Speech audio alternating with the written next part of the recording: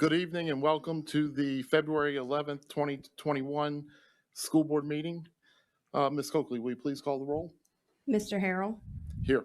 Mr. Green, Mrs. Heinz, Mr. Derman, Mr. Loop, Mr. Nation, Mrs. Richardson, Mr. Winkler, Mrs. Baker, Mr. Bentoncourt, Mrs. Lamey, Mr. Hersey, Mr. Bro, Mr. Kuzan, Mrs. Page. Thank you, Ms. Coakley. Tonight's invocation and Pledge of Allegiance will be led by Covington High School seniors Emma Gode and Darby Slavin. Please rise. Dear Heavenly Father, thank you for bringing everyone here safely tonight. Please guide our board members, superintendents, and administrators as they make decisions that direct our path. Thank you for our principals and teachers for all the work that they put into making sure we reach our highest potentials and achieve our dreams. I pray all students have an amazing year. Thank you for your many blessings. In Jesus' name, amen. Amen.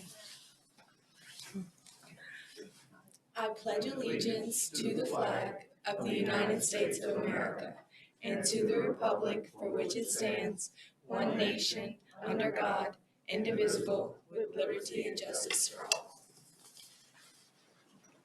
Thank you, Emma and Darby. Before we get to recognition of visitors, I'd like to take a moment and recognize one of our own, Miss Shelta Richardson. Actually, I'm sorry, Dr. Richardson, for completion of her PhD this week.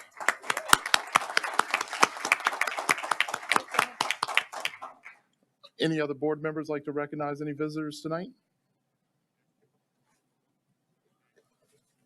Seeing none. Mr. Javia, would you please give us your update?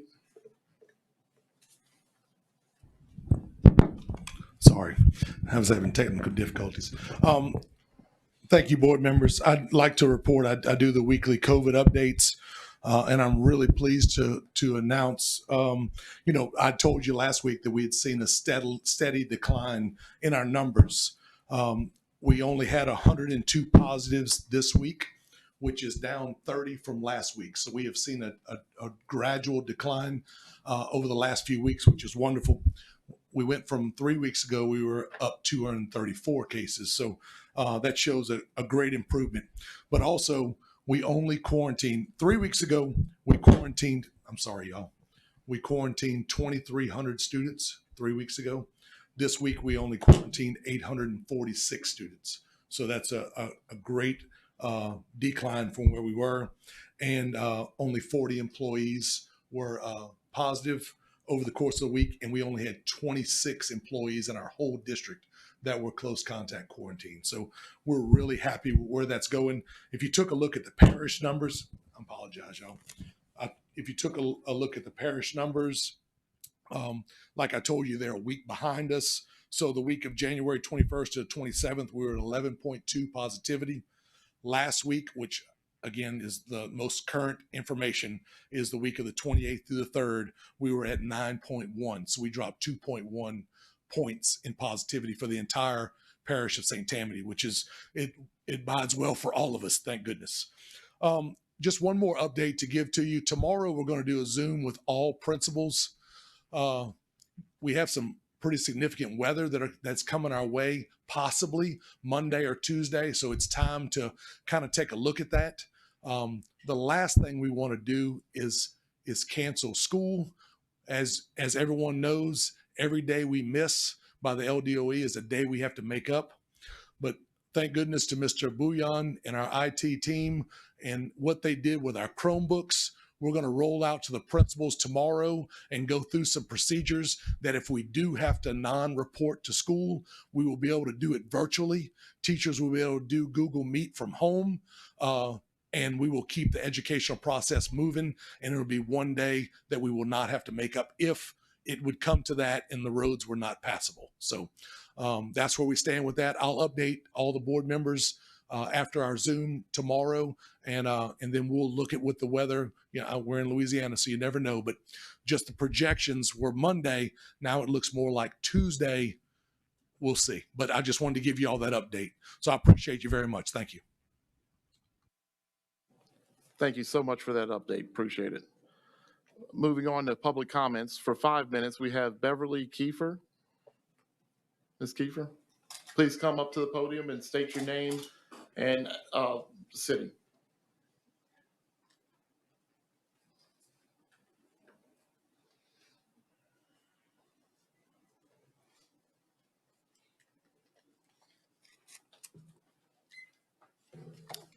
I'm Beverly Kiefer, and I wish this were familiar because I've been gone 30 years now from the school system. No one is here. I know that I attended this school probably 70 years ago, and it could be like homecoming, but everything is so changed. Good evening, Superintendent Jabbia, members of the governing board of the St. Tammany Parish Public School System, and all others here tonight. Thank you for allowing me to speak on subjects that are dear to my heart. And thank you, Ms. Ebony Wright, for getting the ACLU involved in making your children advocates for what should be classified as a terrorist organization if our Justice Department were doing their jobs. It is my opinion that because you didn't go to court or do whatever was necessary just because the ACLU got involved, that you've now lost control of whatever a student, teacher, custodian, etc. may decide to promote. But that is just one problem among so many.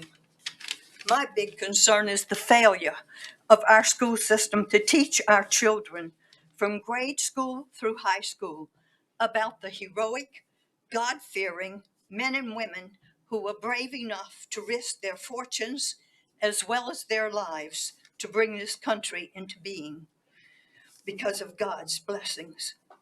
God's very existence has been banned from schools and all public buildings and events, thanks to Madeleine O'Hare, the ACLU, and the Supreme Court justices who misinterpreted the meaning of separation of church and state. That is, there is to be no specific church for our country, as there is in England, Germany, Italy, Spain, etc. But in our country, all citizens are guaranteed the right to worship God as their Savior, whatever denomination they choose. When I was in grade school in this very building, every day started with a prayer, usually the Our Father, with the Pledge of Allegiance to the flag and a patriotic song. In high school, we had frequent assemblies, which started as previously described. Consequently, gratitude, patriotism, fidelity to our country, which was instilled in us, is no longer to be admired. Instead, we have many discontented and misguided people shouting for a change, especially among the college students who are being indoctrinated by communist professors. These people don't have a clue what it is like to live in China, Russia, North Korea, Cuba, Venezuela, and all other communist or totalitarian countries. There are many, many who have immigrated to this country to escape communism. They would be glad to enlighten these young people, but I doubt they would be allowed on campuses. Education really starts in the home. Before children are old enough to go to school, they should be learning to respect God, parents, and authority figures, as well as property not belonging to them, and taking responsibility for their actions, helping with chores, promoting thankfulness, unity, and well-being. Parents, wake up. Don't let the schools raise your children, nor any other government entity. Because you have not done your parental duties, your kids think they should continue to receive everything from you, as well as the government, because they deserve it. Get behind the school leaders and politicians and demand that they return God to America. Thank you. Thank you, Ms. Kiefer. Up next, we have Ms. Rebecca Hickman. Please state your name and city. Thank you.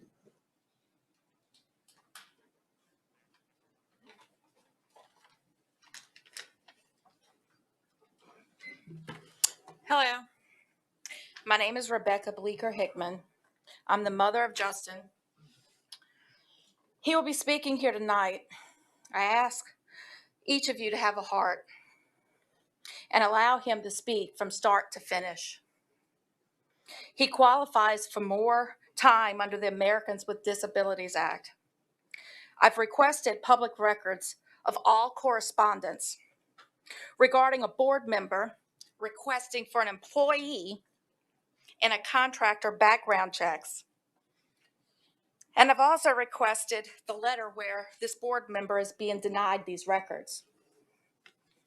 These records are needed so we can ensure the safety of our children. I've explained many times in the past couple of weeks here that background checks are essential to protect our children. Many have been molested, raped, threatened, mentally or physically hurt by a janitor that did not need to be in the school system. The following issues: no follow-up of the convictions found on a background check, no notification from Human Resources to notify a principal of the results of a background check, no check of references, no investigation of a lies on an application. Human Resources should have researched, as I did, and I found protective orders against this man from his own mother. Well, you would think you would worry if somebody's own mother is afraid of them.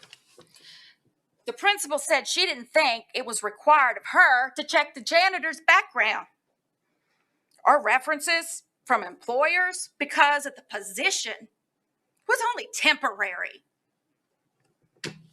I'm sorry, but all positions require a background check. There was also no exchange from the school, from that resource department, when that principal started conducting a disciplinary hearing. Based on complaints, the conduct from the janitor was inappropriately talking to teachers, asking a teacher out, using vulgar language directed at a teacher. Excuse me, but can I eat edible underwear off of you? That's appropriate? I don't think so. And smelling of alcohol? No, I don't think so. In 2007 and 2008, there was no policy to restrict a janitor from being in the restroom with children. There was no warning systems to allow kids to know that a janitor was in that bathroom. You had no buddy systems. My child was allowed to walk from one end of the school to the other. So in 2008, March, my life crumbled, you see.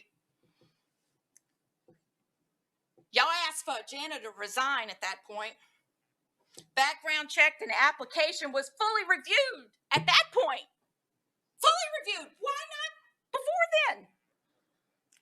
He had grounds for immediate fire. I was told that there's 13 cases. 13 children came forward. Well, I'm aware of now, since I've been doing this, yeah, justice for Justin. I'm not supposed to say names, okay? It's across there. Now I'm being notified. There's a child that's nonverbal in 2007 and 2008 that left the school ground, went home, was home for 3 hours. 3 hours. Nobody at that school knew that he was at home. You know what my mind says? That child was raped, molested. He's nonverbal. He can't stand up here. His mom, she knows in her heart he's been abused. These events all affected my children. We told them to be wary of strangers at school, everywhere. Now I have a daughter. She's 17 years of age. She can't get used to any teacher. None.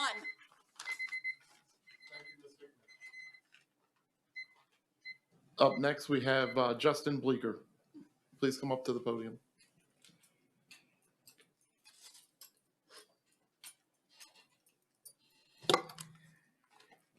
Before you start, Mr. Bleeker, we will give you some more time to finish your speech. Thank you. You're welcome. Hello, my name is Justin Bleeker. I am one of the many victims from Amley and the janitor. I want to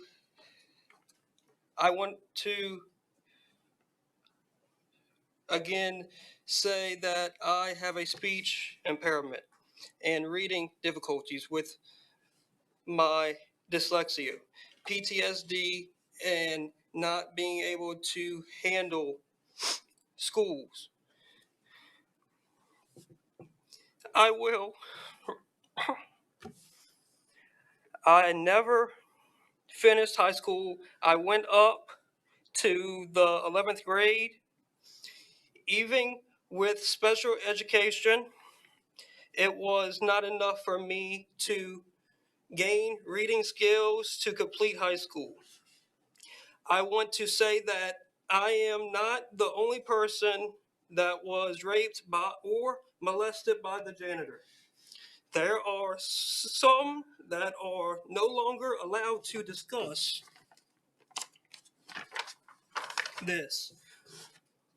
Over the years, we would go to meetings with someone from the school board to try to settle the lawsuit.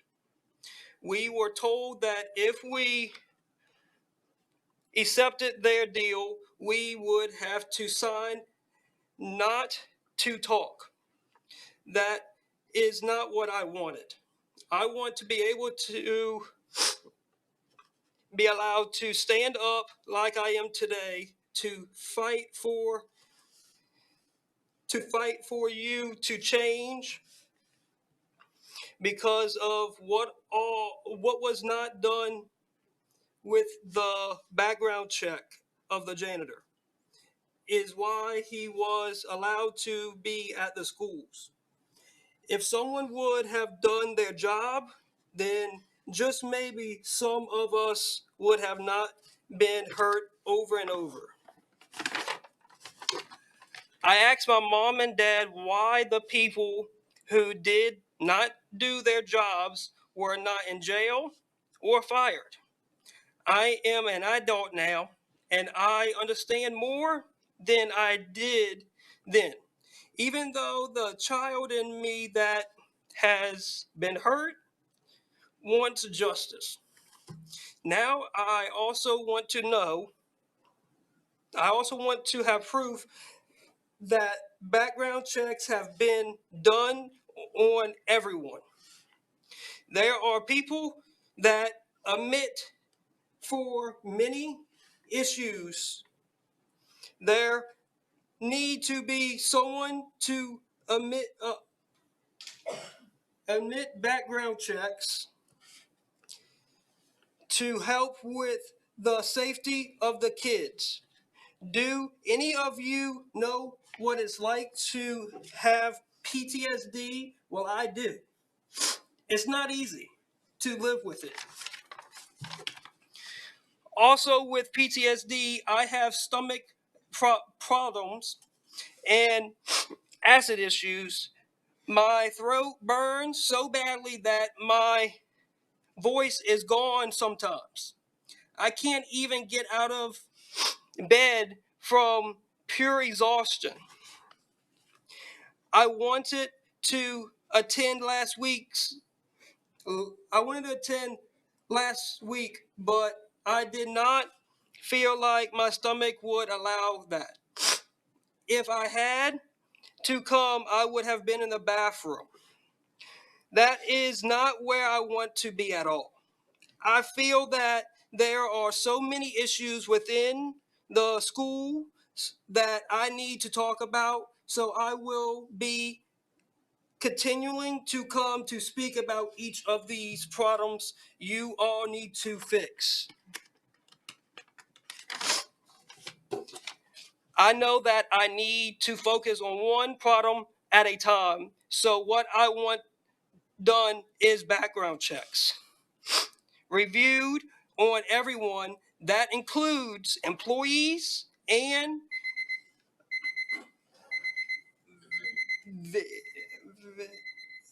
vendors. I want someone other than the assistant superintendent to do this. I also want proof for the public to see that it was done or not done. I don't want to hear any excuses ever.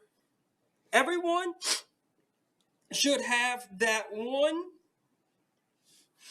They also need to be reviewed for being right, not ignored like the janitor.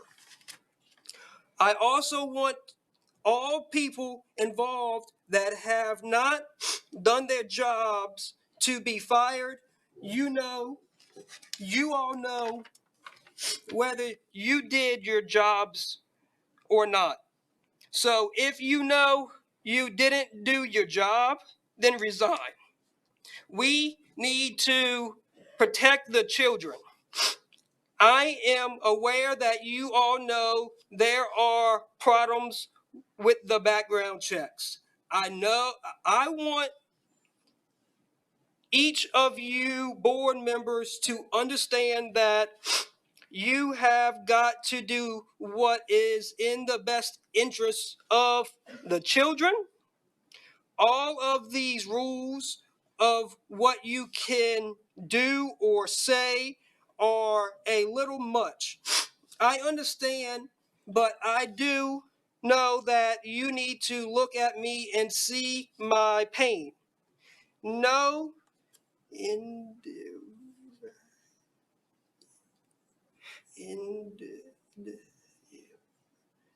no individual, especially a child, needs to be hurt this way and have to carry this pain for the rest of their lives. What if I was your child? How would you feel sitting in the therapist office with your child hearing over and over again how they were hurt? Or what if this happened to you? Please stand up for the children now. No one did in 2007 through 2008, so do it now. Thank you. Thank you, Mr. Bleeker. Up next, we have Ms. Cherie Couture.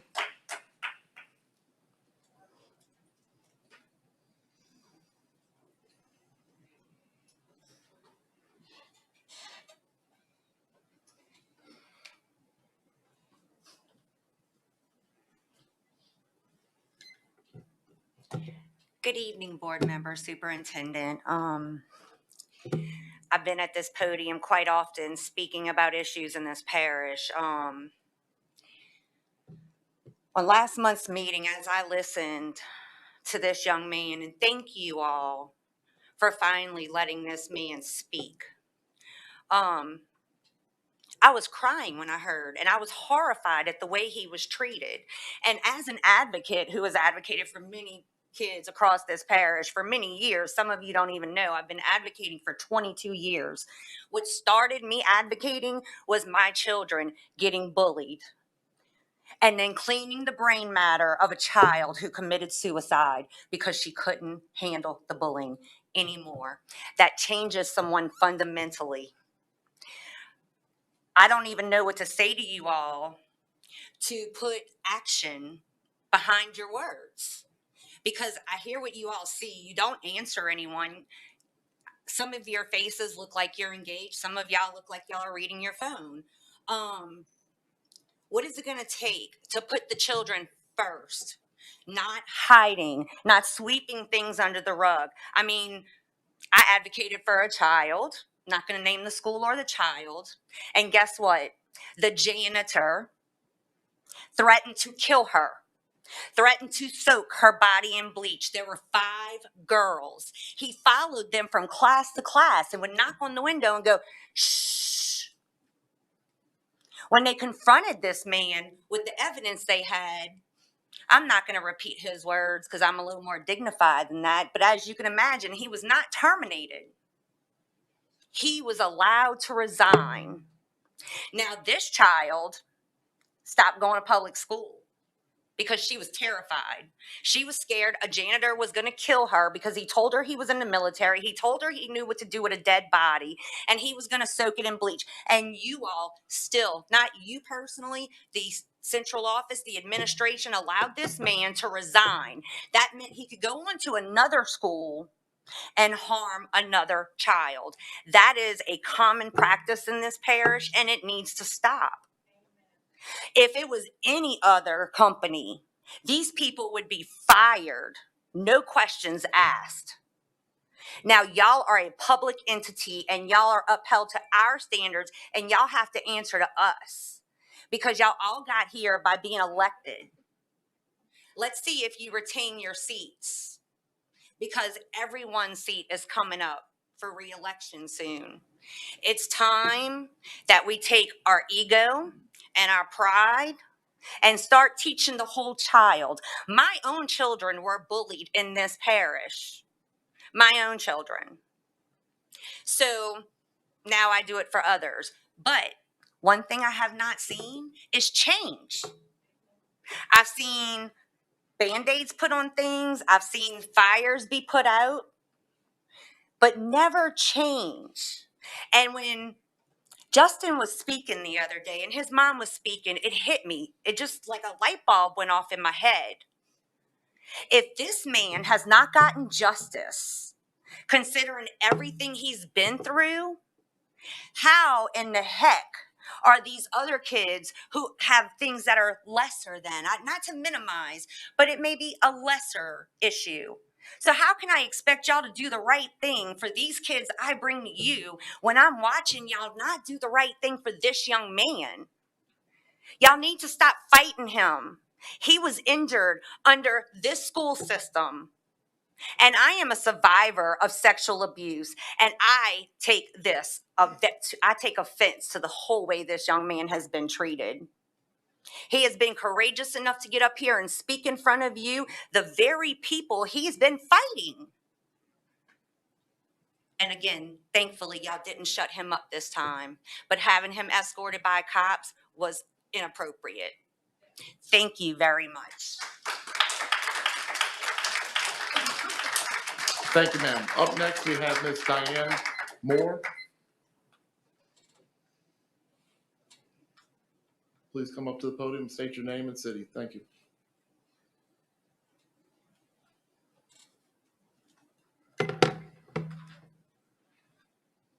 Hi, my name is Diane Moore, and before I begin, I'd just like to thank Justin. I've never met you or your mother, but you changed my life many years ago. 13 years ago, my youngest son was preparing to go to first grade. We were questioning where we would send him. My oldest children, twins, had been allowed to attend North Shore School District, even though we never lived in North Shore School District. When you're a high test score in St. Tammany, the good schools want you. So my oldest, who both qualified for gifted, attended Cypress Cove beginning at age 4, even though we lived in the Abney school system. In fact, when they began Cypress Cove, every single child in their class was from the Abney school system. When my youngest child qualified for gifted, it was a no-brainer that he would go to Cypress Cove, except there was a problem. In addition to being gifted, he had some special needs. So if you aren't a perfect child, you don't get to go to Cypress Cove if you don't live in the district. So we debated what we would do, and we finally decided we would send him to Abney. What was the worst thing that could happen? Well, the very day that we decided to send him to Abney was the day I turned on the news to see what the worst thing that could happen would have been. And that's when I saw what had happened to Justin. Thank God for those children that spoke up. They are heroes. Because if they had not spoke up, the abuse would have continued. I knew right then my child would not attend Abney. I wrote my school board member to discuss the situation. She assured me there was nothing in the man's records that would have prevented him from being hired. I still have that email. I sent that email, that chain of emails I kept for 13 years and sent it to every single one of you this week. I didn't get a response from any one of you. This week, I also put in a Freedom of Information request to see how many taxpayer dollars have been used to fight this case. I received a response today that the legal department would have to give an opinion as to whether that information can be given. Are we not entitled as taxpayers to know where and how our tax dollars have been spent? And what should parents think of a school system that takes no responsibility for their part in hiring a convicted felon? Shouldn't we expect that the core of the school system to follow the same mandate required of the medical profession? To first do no harm. I can no longer in good conscience hope that the school system will try to do what's right for the children in our parish. I've spoken to this board numerous times over the years regarding the math system that continues to fail our students. I've spoken to this board about how homeschool parents trying to leave the system have been bullied and threatened with child truancy. But to realize that my child has gone through 12 years of school and is now in college, and you have still not fixed the problem that caused him to begin homeschooling, let me know that the school system is permanently broken. And thank God other parents are waking up to this fact. Here is a number that gives me hope. 2,998. 2,998 students in St. Tammany Parish are now homeschooled by their parents as of October of 2020.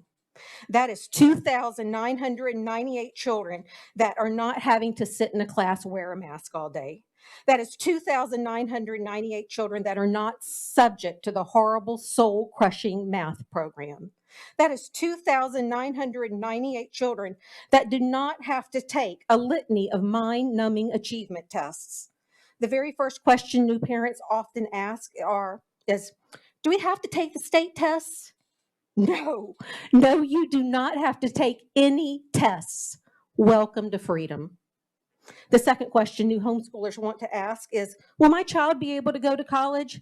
Yes, they absolutely can go to college. Louisiana recognizes state homeschooling diplomas as legal options. And not only can your child go to college, they can go to college early. If your child has a 19 on the ACT, they can start UNO at as early as 8th grade, tuition free. If your child has a 24, they can go to Southeastern University and you're not going to pay 1 red cent for their tuition, and they can earn all those college credits before they ever graduate from homeschool, and they will start off college having all kinds of credits, and you're not going to have to pay for them. For years, I was the head of St. Tammany Parish homeschoolers. I would receive calls from parents and grandparents desperate to leave the system. If you wanted to know where the school system problems were, you could have asked me. I could have told you by the calls I received. Thank you.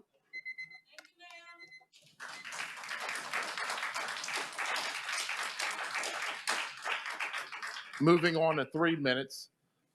Up first, we have Ms. Kathleen Canino. Please state your name and city. Thank you. Kathleen Canino, and I'm from Covington.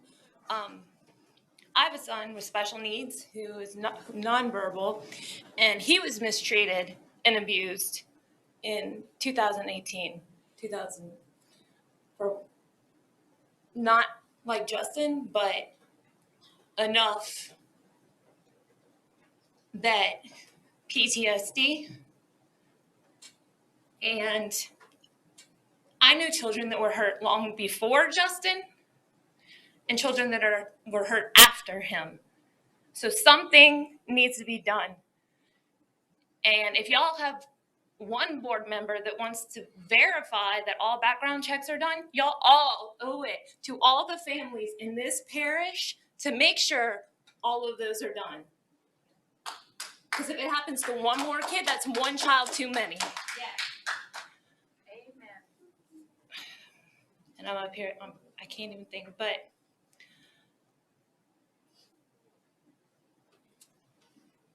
y'all if the request was to verify employment date and the background check date, that shouldn't be private, that should be allowed, and it should be made available to the public. Transparency. If y'all want people to trust you and stand behind you, you need to be transparent.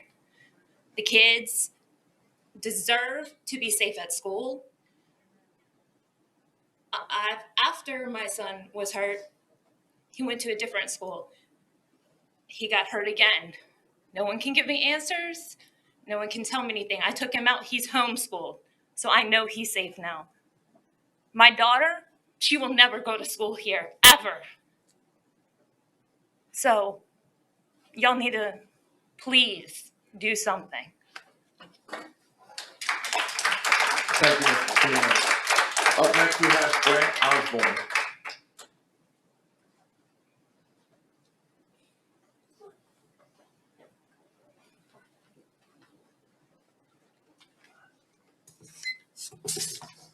Good evening. Brent Osborne, resident of Slidell, teacher at Slidell High School. Go Tigers. I've always had the quote, Ronald Reagan's quote, "Trust but verify," in my head. So, I've heard all the COVID updates. I've read all the emails, but I've done my own research. So I just want to share some of that. There was a news clipping from the Advocate somebody sent me that talked about the downward trend, that from January 29th to February 4th, there were 132 positives among students and 36 for the employees. But when you look at LDH from February 1st to the 7th, we had 83 positive cases for faculty and staff and 312 positive student cases, and that's a high, okay? And if you look at the previous week, you had 72 positive cases and 228 student cases. So I would say that's a significant upward trend, not a downward trend. At the beginning of the year, district materials talked about student and employee safety being paramount, and that the data and CDC guidelines would be used to adjust safety plans as needed. Of all the data I have studied, I can't find evidence that those above statements are true. At this point, St. Tammany leads all other school districts, and we are not the largest, as you know, in total COVID cases since the start of the school year. 617 employees and 1,829 students. That's not a stat that we want to be number one in. The data and CDC guidance reveal our schools are not safe in our current instructional model. Tomorrow, the CDC is going to release new guidelines. I'm going to send you some significant amount of data based on local numbers and existing CDC guidance. So I would just urge you to look at that material. Let's make some decisions to make us safer. The trend is not virtual. The trend is stay in school, but make it safer for our students and our employees. Thank you. Thank you, sir. Up next, we have Ms. Leeleigh Barius.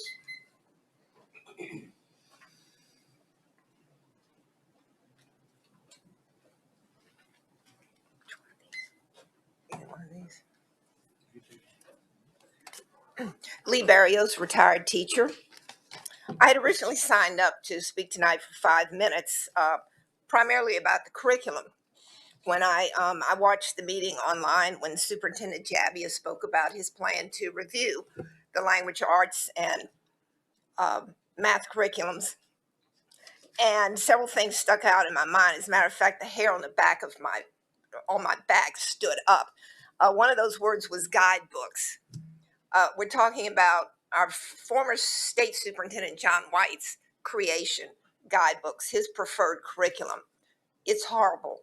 You'll be getting a lot of background information on that and why I say that as time goes on.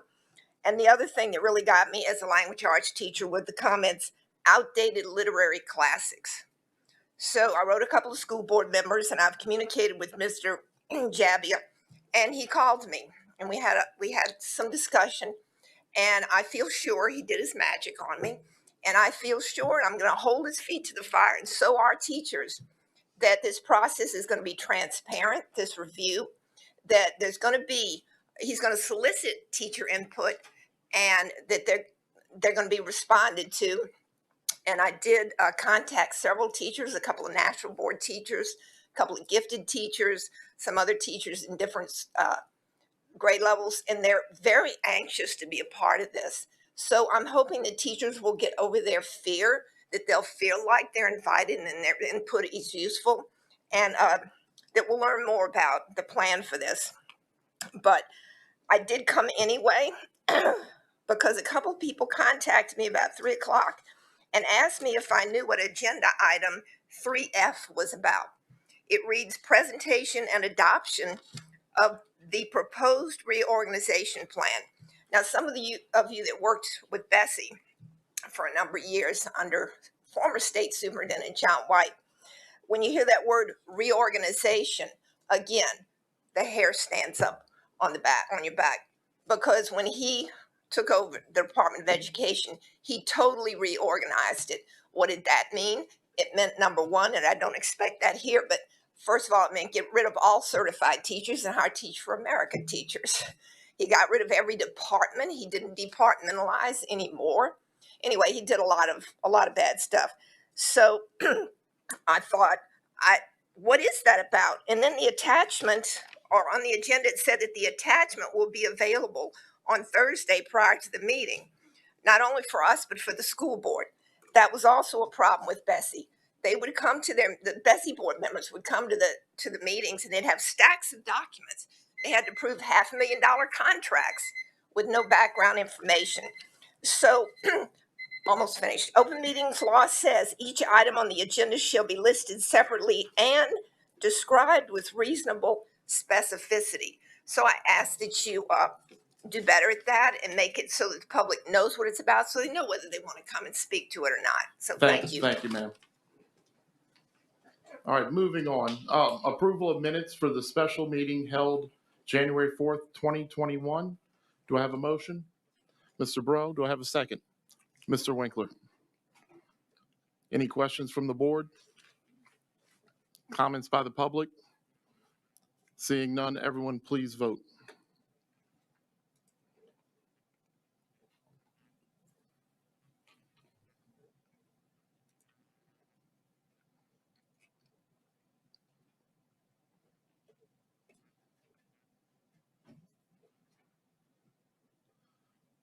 Motion passes unanimously.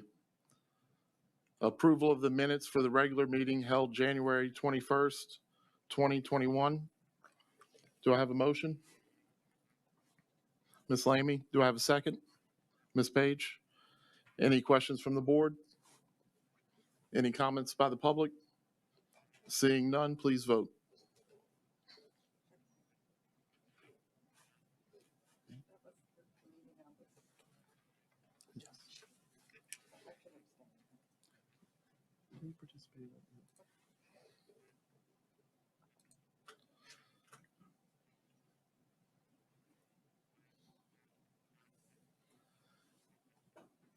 It passes with 14 yeas and 1 abstention. Approval of the minutes for the special meeting held January 28th, 2021. Do I have a motion? Mr. Green, do I have a second? Ms. Lamy? Any questions from the board? Any comments by the public? Seeing none, please vote.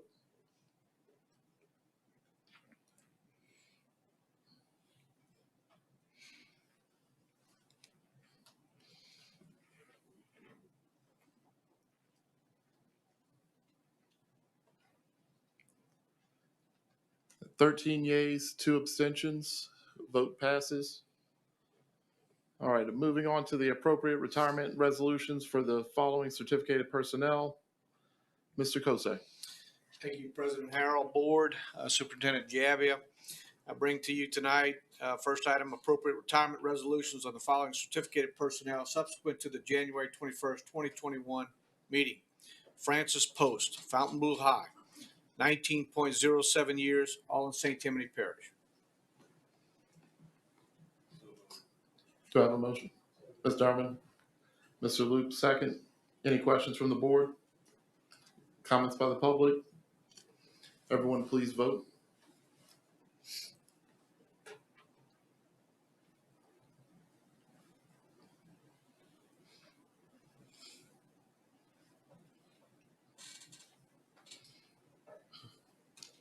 The motion passes unanimously. The appropriate retirement resolutions for the following non-certificated personnel. Mr. Kosar. And my second item, which is E, appropriate retirement resolutions on the following non-certificated personnel subsequent to the January 21st, 2021 meeting. Larissa A. Young, Fontainebleau High, 13.58 years, all in St. Tammany Parish. David Wright, Pineview Middle, 35.13 years, 16.35 years in St. Tammany Parish. Marita C. Singletary, Transportation Center, 18.55 years, all in St. Tammany Parish. Do I have a motion? Mr. Luke, do I have a second? Ms. Lamey?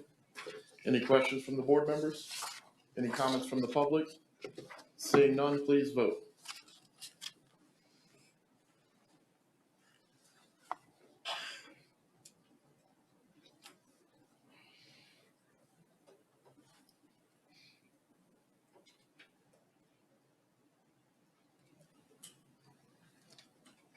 Motion passes unanimously. Thank you, Mr. Kosar. Up next, we have the presentation and adoption of the proposed reorganization plan by Superintendent Jabbia. Good evening, board members.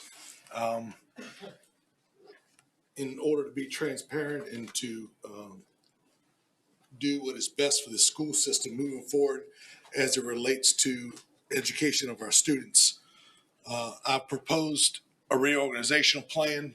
I was charged when I interviewed for this position. Why is St. Tammany 18th in the state? And did I have an answer? And what was my plan to address that? From that point moving forward, I've done everything with purpose. I've done a needs assessment to all of our schools. I've met with all of our administrators. I've visited every campus. I've met with supervisors. I've met with our department heads. And I've taken all that information in and developed a plan that I felt like would be best for our school system moving forward. I researched other districts, talked to other superintendents around this state. And my goal in addressing you is we need to address curriculum and instruction, and we need to address our subgroup, which is special education. Those are paramount to us moving forward. And some of the people that have spoken before I got here, before I got to this podium, those are paramount to us. We've got to streamline our education, and that's what Ms. Barius spoke to a second ago. I know what was discussed in my interview, and I know what I've told you, and what it's going to take for us to get this thing right and to move forward in Louisiana and to do right by our students is to address the math curriculum and to address the English curriculum. That's been paramount to our success. With that being said, we have not had a reorganization since Ms. Sloan did it in 2003. It's the last time that's been done. She made adjustments just prior to Katrina and adjusted the way we looked at working with curriculum instruction, administration, and special education. We've done all those things. So I'm going to address many things in this reorganization packet. I'm going to go through the whole thing. At that point, Ms. Craddock is going to come up and speak to you a moment, and then I'm going to take questions. I provided you another copy so that you can write down any questions while I talk. If you have anything you want to ask me, you're welcome to. Ms. Prevost, unfortunately, is a close contact, so she is not with us. But Ms. Coakley has her on the phone, and she'll be available. I never thought I'd say that.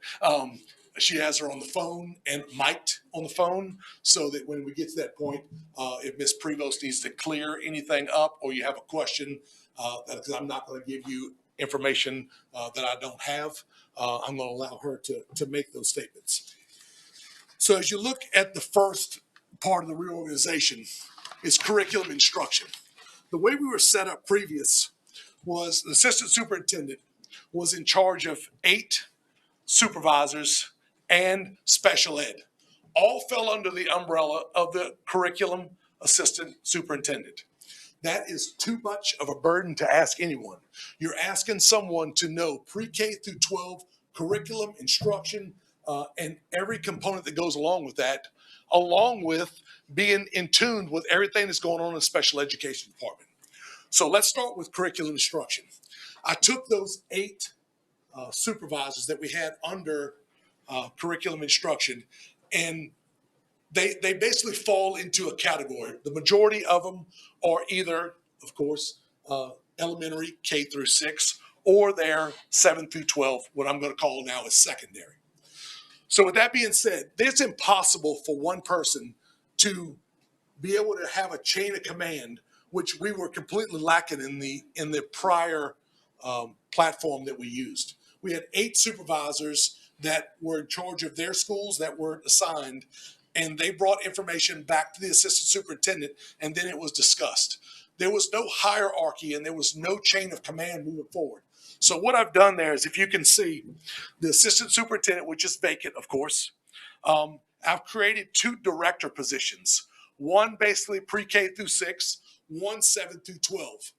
Under those are the current positions of people that we currently have. All the supervisors listed there are current employees. The PD coordinators are all current. The only places I'm asking you to address are where it says new or vacant. That is going to be what I'm charging the school board to do.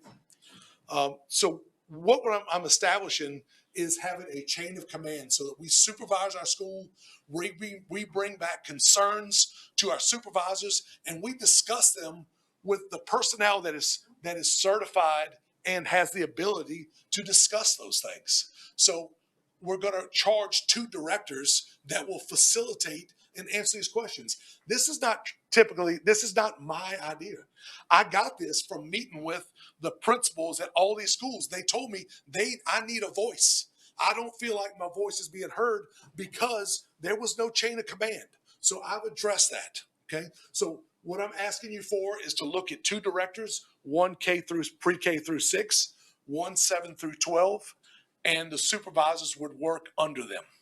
We would need to add 1 supervisor in secondary that would give us an equal 4 and 4 on each side, and we would be able to cover the schools that we govern to make sure that we can support the principals.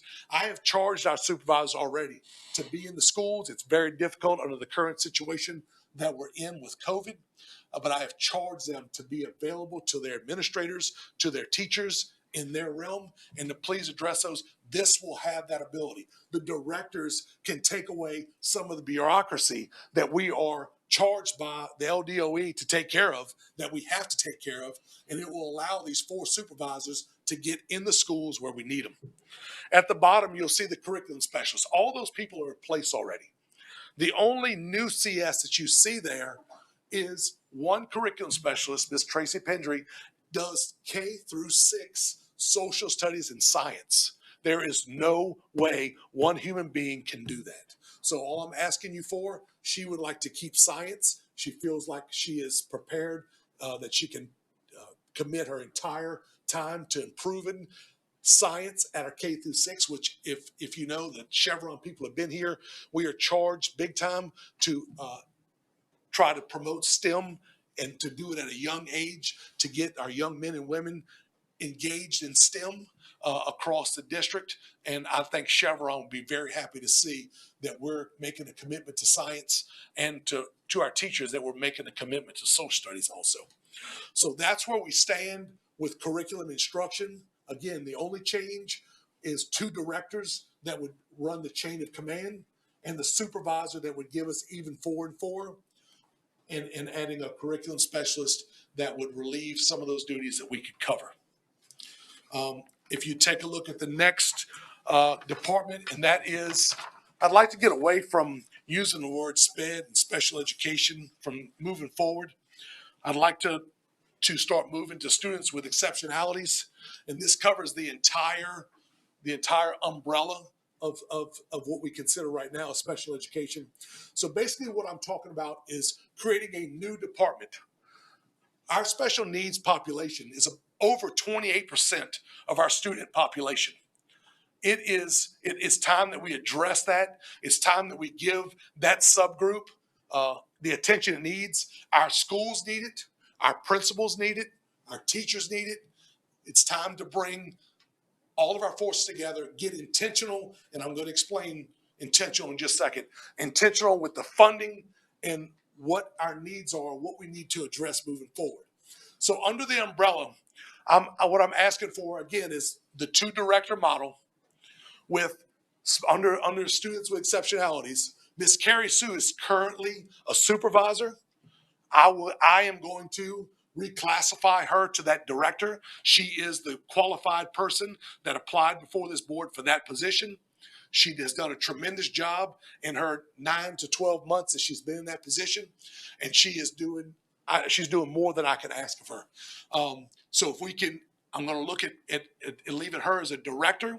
The 3 that were assistant supervisors under her, I'm not going to have a supervisor, so we're going to eliminate that position.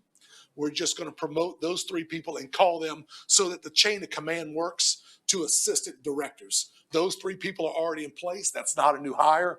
All the coordinators and staff under them, no new hires. The only thing I'm asking you for is the ability to reclassify Ms. Carrie Sue as the director rather than a supervisor. It's basically just a title change, and I'll get to the specifics of the rest of it in a few minutes. With intention and purpose on the other side is where we get into federal funding. I'm going to talk in a few minutes more about federal funding than we've been given moving forward, but we've got to be intentional with our federal funds. This school system is passed up on valuable dollars because we have not had the resources to write grants. We do not have the personnel in our current structure to research grants and to apply for grants that our school system could possibly receive. So I'm going to charge the federal funds division of this branch to be intentional with our federal funds, with our curriculum and instruction department, along with our special needs, our students with exceptionalities department, so that we are very intentional with those funds. We're intentional with interventions. We're intentional with programming. We're intentional with curriculum, and we address the needs of those students because it is dependent on us as a school system. When parents look at our school system, they want to know, is St. Tammany Parish going to prepare my child? And is St. Tammany Parish going to get us to where we need to be? So we need to be intentional with those. When I refer to subgroups, and I think this board has been, information has been given to you about how subgroups work and how the state has not only scores us as our entire school population, but they break down the subgroups of African American students with disabilities, with economically disadvantaged, and our EL learners. And then in the younger grades, discipline component. So, we have our subgroups. What we mean by that is we are scored as a group, and then we are scored separately with just our subgroup. So as a school system, we are being charged with making sure that our subgroups get the education they deserve. And I know that working forward on this plan, we will do that. So as you see, the only new director would be that person. That would be an open application, just like we do for supervisors. It will be interviewed before this board. And then Ms. Terry Meyer, who was classified under C&I, she does our instructional coaches, interventionists, and a lot of other federally funded programs. But she and her staff manage our federal funds now. So it would just be a straight move. It's a lateral position move to her as supervisor. So that would not be a new fill. She is on our staff currently. So we're just talking about a new assistant superintendent that will be charged with those 2 duties. The only new position there would be a director of federal funds that would work on specifically working on making sure that we're intentional with our money and making sure that we apply for grants when applicable to this school system. And I think that'd be a great way to capture federal funds that are available to the school system. If you take a look at the next one is HR. Just the restructuring in HR. Let's start on the side on as in words of Mr. Betancourt, there's no such thing as non-certified in the school system. So we're not going to refer to them as non-certs anymore. We're going to refer to them as employee support services. Those are all the people that support our school system in every job class other than a certified teacher. So we're going to be trying to be very intentional with those things. Ms. Lori Niehaus is currently a director there. There's no change there. That is her title, is in employee support services. That's what she does already. We're looking to hire another supervisor on that end. It is incumbent and to get everything done, all the benefits, all the insurance, all the hiring of our substitutes, our vendors, everything has to come through that office. They process, that part of HR processes every background check and everything that comes through the system. That's where it goes. We need a supervisor who can take some of the load off there. We also right now are COVID central.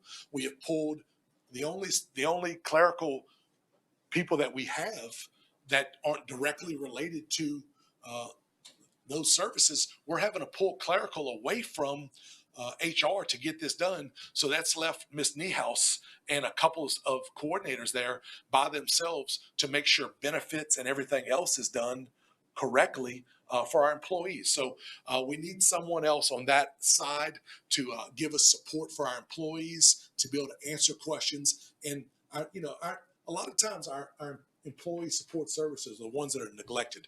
We're quick to throw teachers, and you've heard many teachers that have come before us to talk. You very rarely get one of our support people that comes and speaks to you. Very rarely does that happen, but they play an extremely important role.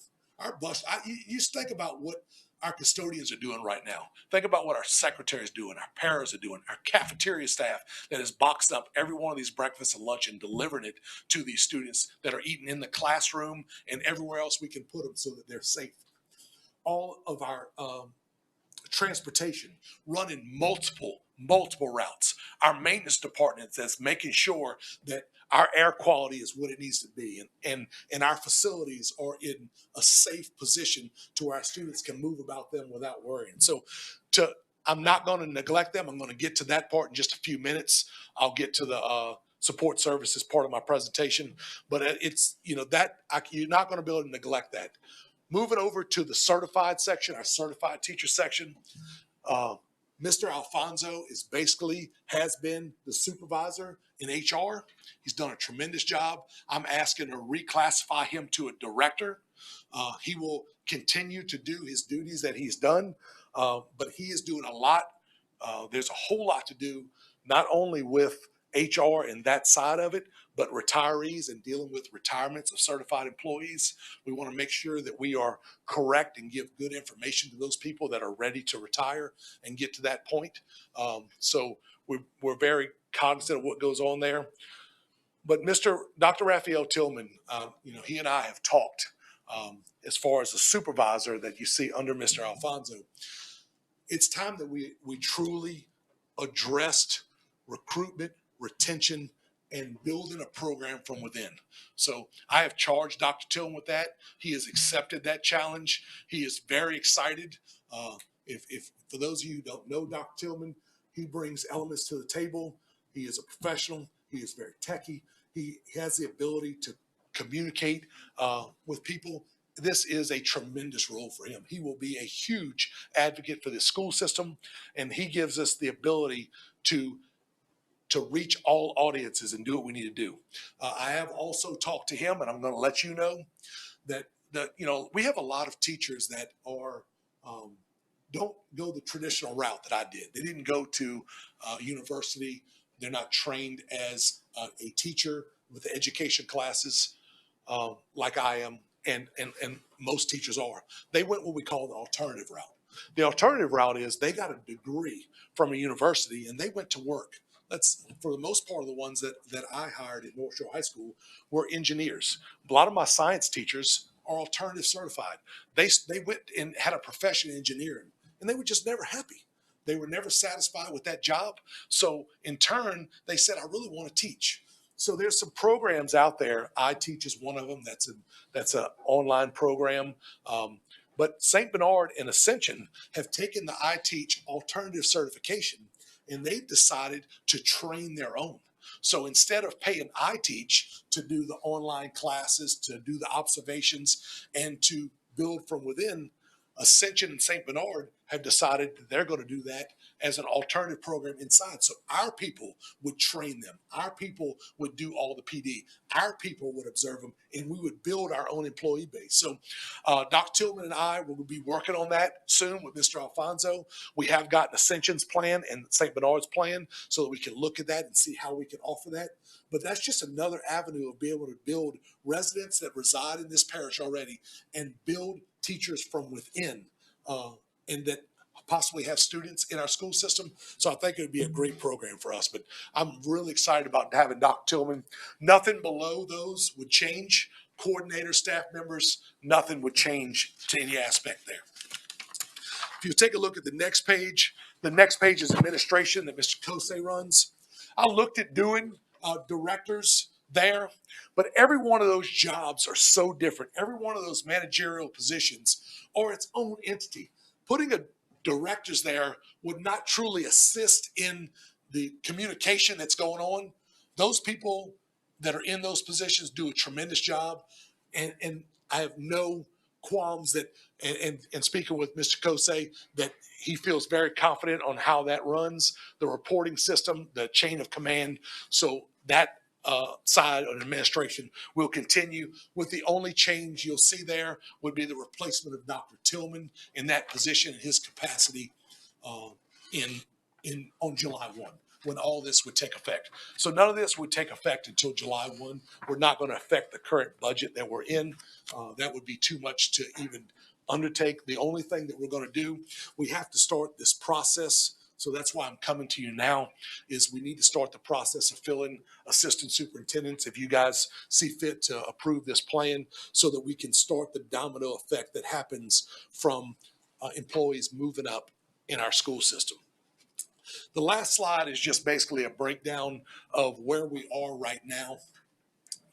I just want to be, just transparent on how it works. This is just a part of what falls under each one of our duties.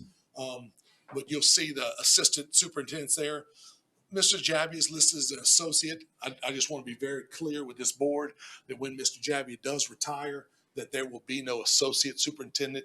The assistant superintendents will all be at the same level. All of the other boxes you'll see there at the same. And when he does retire, there will be just assistant superintendents there. Under them, I've done a lot of research, again, on other school systems.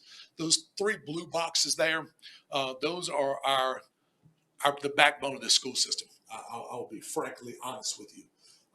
Those three individuals know this school system like the back of their hand. If you ask Terry Prevost, Louis Bouillon, and Ms. Cameron Tipton any question about their realm of expertise, they'll explain our school system like they're standing there.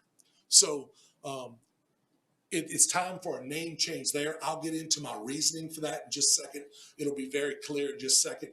But we're going to retitle those to Chief of Financial Officer, Chief Information Officer, and Chief of Construction Services. That is what other school systems refer to them as. This is not something I made up. I didn't throw a dart at the board and come up with that. So that's what most people call those titles. So we're going to move in that, and I'll explain why in just a second. Under them, we have our Director of Communication, Meredith Mendez, and our Director of Broadcasting, Dr. Melanie Menard. And then we have Mr. Jim Cabrera, that is our internal auditor. And I will say that has been a huge get for this school system, this board. Mr. Cabrera does a valuable service. He has given us valuable feedback on what he has met with principals and what he has met with the bookkeepers at our schools are, and we're addressing those to make sure that we're doing right by our constituents and by all of our stakeholders. So again, I couldn't be prouder of a group of people that I have direct supervisory over, and like I said, I'm just I'm humbled by the job they do. I'm going to go into the next part, which is going to get just a better explanation of what I've gone through so far. I know this is a long presentation, but I feel like it's very important that we're transparent and that everyone understands the focus that I have, the focus that my team has moving forward. So we will be adding, I'm asking this board to add one assistant superintendent. Like I said, that would be students with exceptionalities with federal funds. Moving under directors, I'm going to be asking for curriculum instruction to have 2 directors. Human resources, we already have 1 director, Ms. Niehaus. I'm asking you to reclassify Mr. Alfonso to the Director of Certified Employees. And we'll be adding, student with exceptionalities, federal funds, 2 directors. I'm asking you to reclassify Ms. Carrie Sue, who is currently doing the supervisory role there, like I stated. So we would just be advertising 1 federal funds director, and there would be no change to administration. Next, when we move down to supervisors, curriculum instruction, we would add 1 high school supervisor. Like I said, that would give us the 4x4 and the chain of command for those. The next one would be HR. We're asking for you, we're going to add 2 supervisors. Again, we're going to reclassify Dr. Tillman. It's a direct, straight transfer over to that department.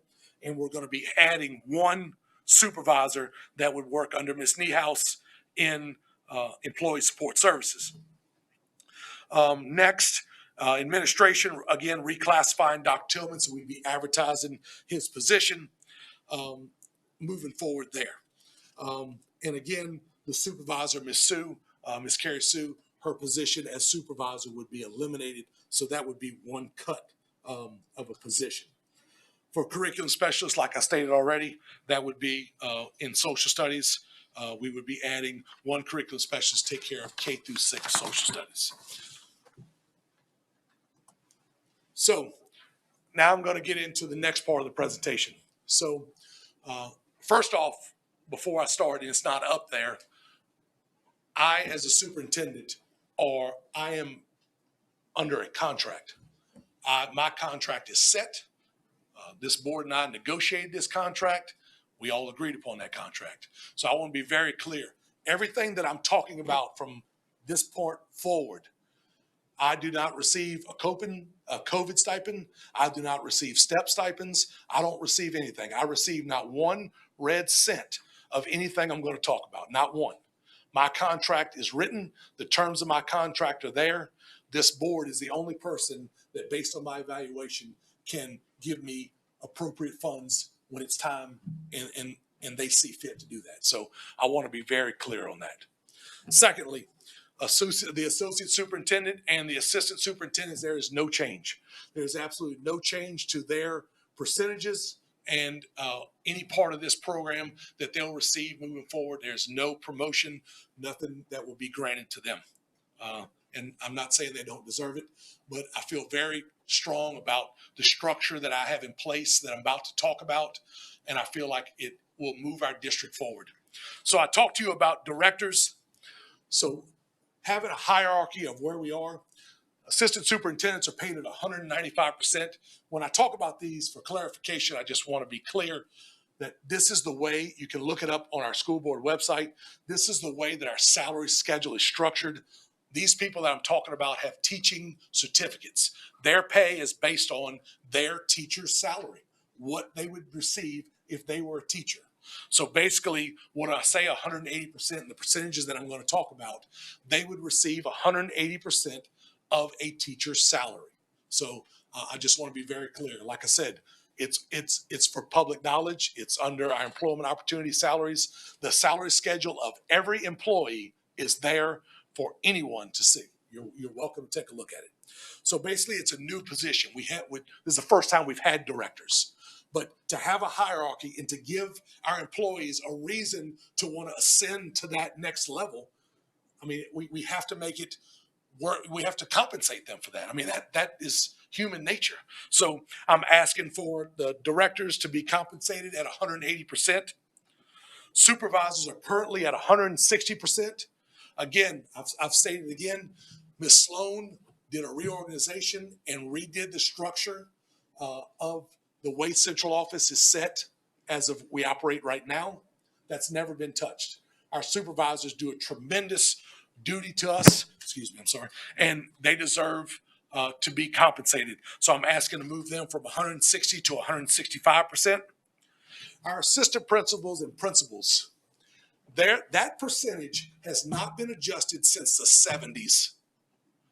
70s. We are asking more of our principals right now. We have people that sit up here on this board that have been administrators in our school system. We're asking more of our principals on a school site to do more than we've ever asked them to do. As I believe her name was Miss Krieger spoke earlier, Ms. Kiefer spoke earlier. You know, we ask more of all of our employees than we've ever asked before. And this is not a tremendous add to them. This is not a tremendous expense, but those people deserve the compensation, and they have worked very hard for that. The next one I'm going to move is to the Schedule F. I'm going to jump to that. So it's the last 2 pages in your packet. I'm going to display those up here for the public to see. So the management schedule, like I talked about earlier, that is for our employee support services. Many times, Mr. Derman has been a huge advocate of all of these employees.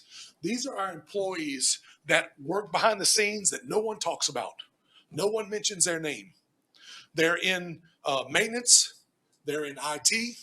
They're in payroll. They're in employee support services. They're doing all the jobs behind the scenes to make sure this school system runs properly. These percentages have never been adjusted. This is what they are. And it's time that we reward the people and show support to people that are working behind the scenes. You'll see on the next page who those people are. And like I stated to you, that runs the gamut. But it runs the gamut. All these people are not considered certified teachers, so they don't fall in the pay scale on the pay structure that we have for our certified teachers, and under that avenue, they're paid as support personnel. So it's just time that we address those and compensate them correctly for the job they provide to this school system.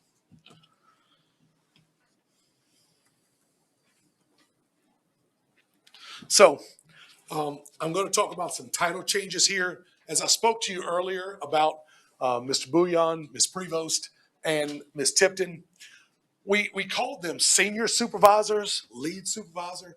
Senior supervisor gives the connotation to the average commoner that is the most tenured person for the role. That's not the case. Senior supervisor was put in there by Ms. Sloan as a structure like I did with directors so that we could compensate someone at a different rate. So if we felt like someone had gone above and beyond or we had charged them with more duties, then we gave them the title of senior supervisor so that on the pay structure, it was clear of what we had done. So that was the reason for that terminology. I'm changing that terminology with what I've given to you tonight. So that's the purpose behind that change. And again, Chief Financial Officer, Chief Information Officer, and Chief of Construction Services, that's encompasses what their roles are with the school system. Communication Director on that scale that I gave you would move from an F10 to an F11, and Construction Services, Ms. Tipton would move from an F11 to an F12. I wanted this board to know that the private entities are hitting our personnel hard. Mr. Bouillon has 2 positions right now of lead supervisors, basically in information technology, that he cannot fill because right now in the pandemic we're in, everyone is virtual, and there's no reason for them to come to work for our entity because we can't match what they're given. We're never going to be able to match what a private entity can do. what we have the ability to do is, like I said on this management schedule, compensate them correctly. And on top of that, give them benefits that they wouldn't, because our benefit packages, like Mr. Dermond and other board members said, is strong. So we are able to give them benefits that luckily our employees, that we are all privileged to moving forward. So that is our avenue for those people. But we're going to start losing very quickly very good people. Private entity already robs our maintenance department.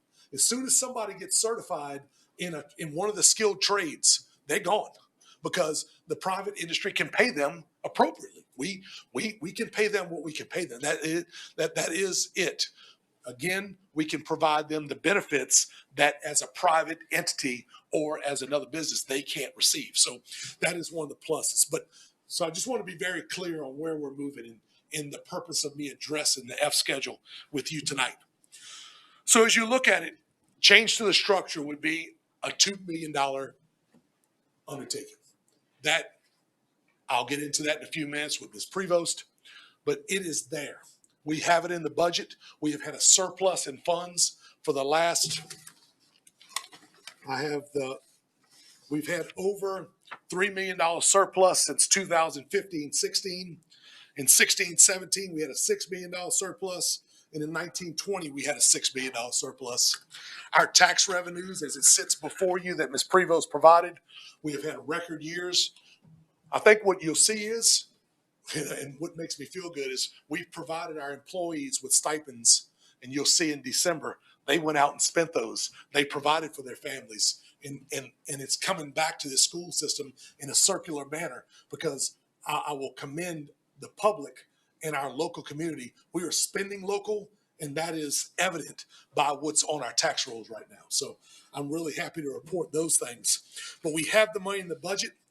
1.3 million of it would be for us new hires. It would be to establish what I just went over with you. So we're talking about 1.3 million that would be directly in line with curriculum, with teaching and instruction, and with addressing special education and federal funds. That's what I'm telling you. With intention, that's what I'm doing. That's what this team is doing. We're going to put all of our eggs in the basket, and we're going to work extremely hard to improve curriculum instruction, to align our curriculum, to give our employees and our administrators the support they deserve, and we're going to address our subgroups with special education, students with exceptionalities being our number one focus. Of course, all of that can't happen without funding. So we're talking about $1.3 million to accomplish that. The other $7 million would be to compensate our employees properly and in line with the job that we're asking them to do. Okay? And we're going to get, if you have questions, write them down. I'm going to come back to them. I will clarify anything that you want to do. Before I get to the next part, as you all know, under our CBA guidelines, we work in conjunction with our federation moving forward. So the next part I'm going to get to, I want to commend the Federation and Ms. Craddock for working with us.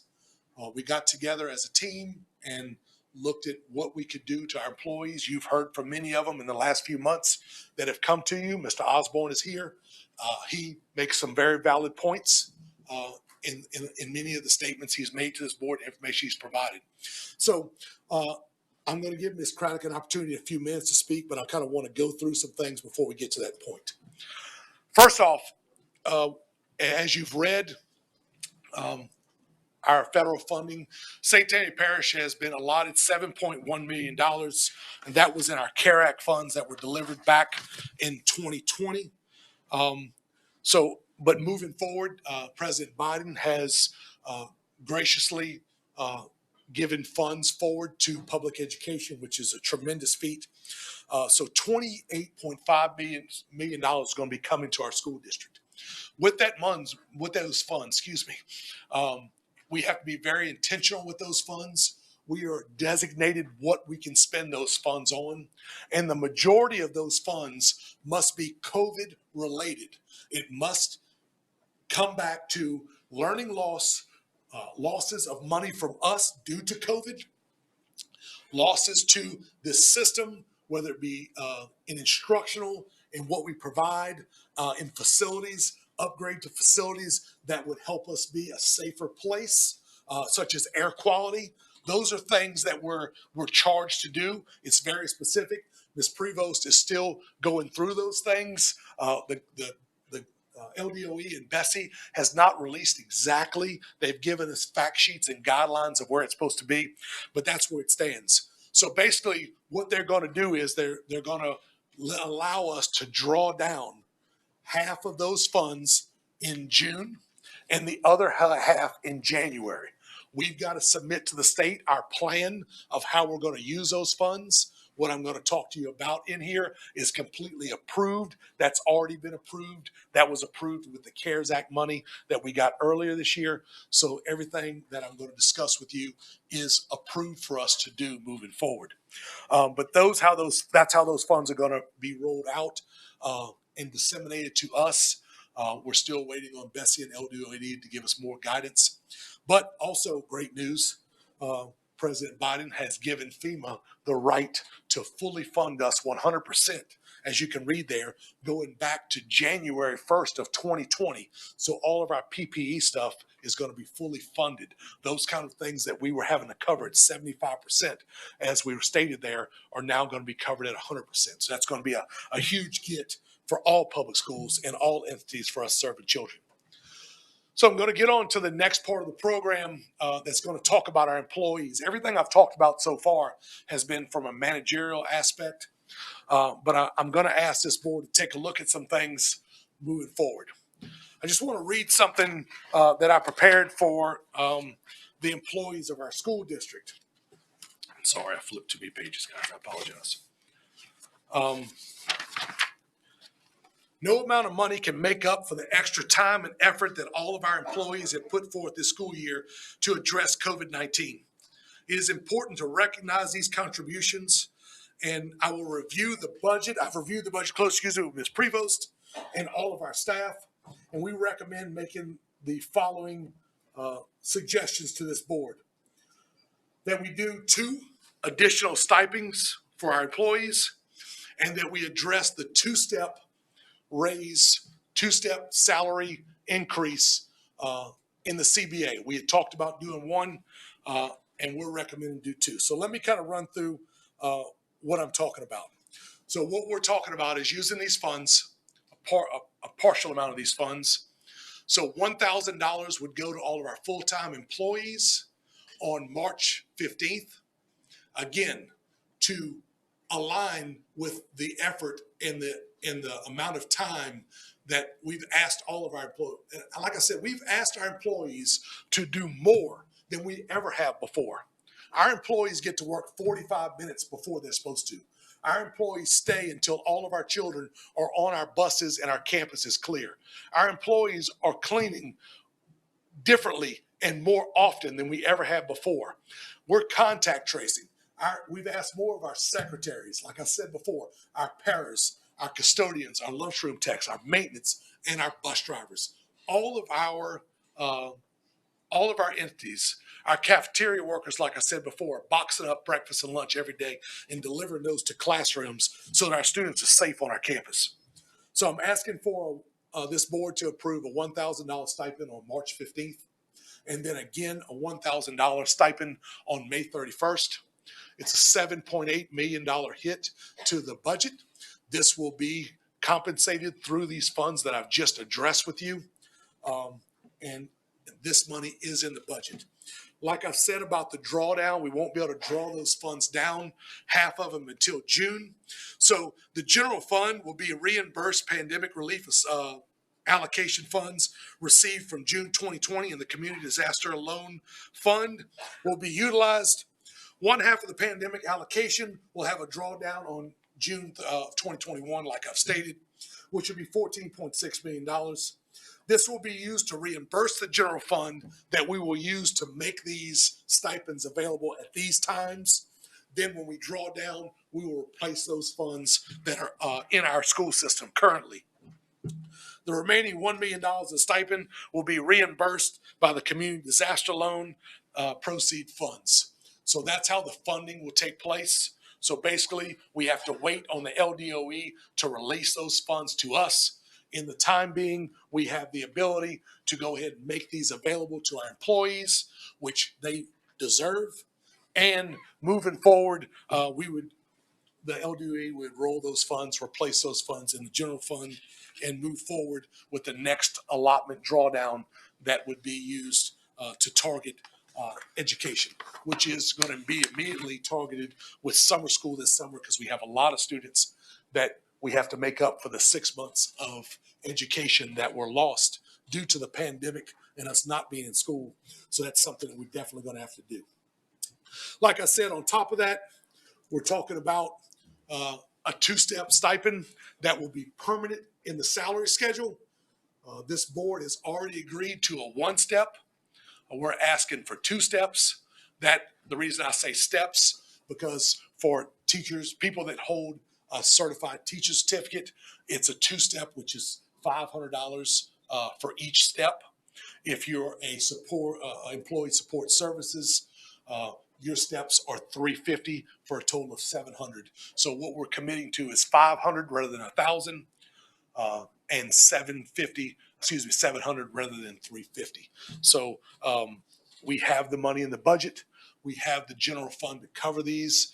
Like I've stated, we have the money from our revenue coming from taxes, our tax base, and we have the revenue from reserves that we have been over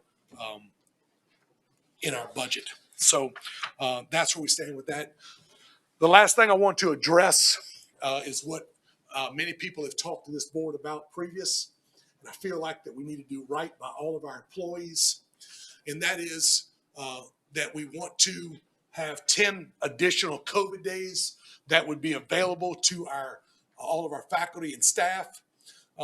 These 10 days would only be available to them to be used if they were close contact quarantined on our campus. So if we had a positive in our schools, if that employee had exhausted their 10 COVID days that we did prior, and any rollover that they had from first semester, if they had exhausted all those days, and it was because of their job that they were exposed to a positive case, then we would allot those 10 days that would be there for them to have the ability to access. If they're at a family barbecue, if they're off our campus, once the employee has used their original 10 days, they would be on their own. We can only be liable for what happens on our facilities. And I think that's more than fair. That if we are sending you and saying you can't work, that we have the ability to assist with those days and they don't have to use their personal days.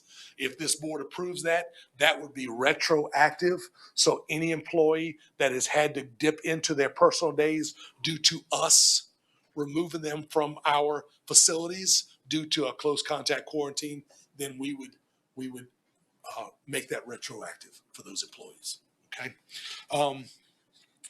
And I think I was pretty clear. I talked about the carryover. Y'all, you do remember this board approved of the COVID carryover. So it originally expired at the end of 2020, but we decided as a board to move those carryover, any leftover days moving forward. We did that. And then we're talking about the 10 extra days if it happens on our campus. Right now, I'm going to ask Ms. Craddock to come up and address the board, and then I'll be here to take any questions. Like I said, Ms. Prevost will be on the phone if you had to ask any questions that I don't have the ability to answer for you. So, Ms. Craddock.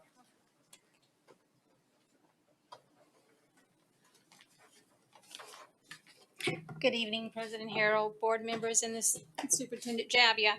I come before you tonight offering the Federation sincere thanks for the extension of the COVID days, the stipends, and the addition to the salary steps. Throughout the hard work, a consensus was reached to provide all employees with additional monetary thanks and to add to the salary steps. This could not have been accomplished without the relationship that this Federation and this board has built over the past plus 30 years by bargaining in good faith. In the words of Maya Angelou, you don't have to think about doing the right thing.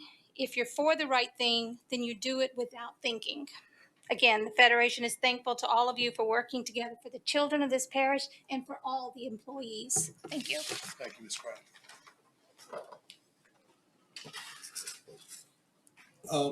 Board members, I brought you this tonight because it's the right thing to do. It's after, a review of, and I say this number because not that I'm counting, but Saturday will be 100 days I will have been in this position, which I really, that's a blur right now.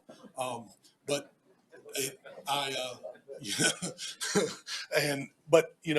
with a purpose, and I know you have questions, and with a purpose, this has been put together. This has not been something that I thought about overnight. As you can see, there was a lot of time and effort. I've been drawing this up for a long time as an administrator for 14 years, knowing that what we need and what this school system needs to move forward, and to address the elephant in the room that, St. Tanya Parish is not the number 18th school system in this state, not even close. We are blessed to have the people that we have. So I'm going to get off my soapbox. I apologize. But I'm here for any questions. If I can clarify anything, please ask. Thank you so much, Mr. Javier, for the presentation. I appreciate you taking the initiative to make some of these changes and improve us. Before we begin with questions, do I have a motion to Ms. Prevost is on the phone. Sorry. Do I have a motion to adopt the proposed reorganization plan? Ms. Page, do I have a second? Mr. Winkler? All right. Do we have any questions from the board? I'm sure we've got a lot. All right, one at a time. I saw Ms. Heinz first, so Ms. Heinz.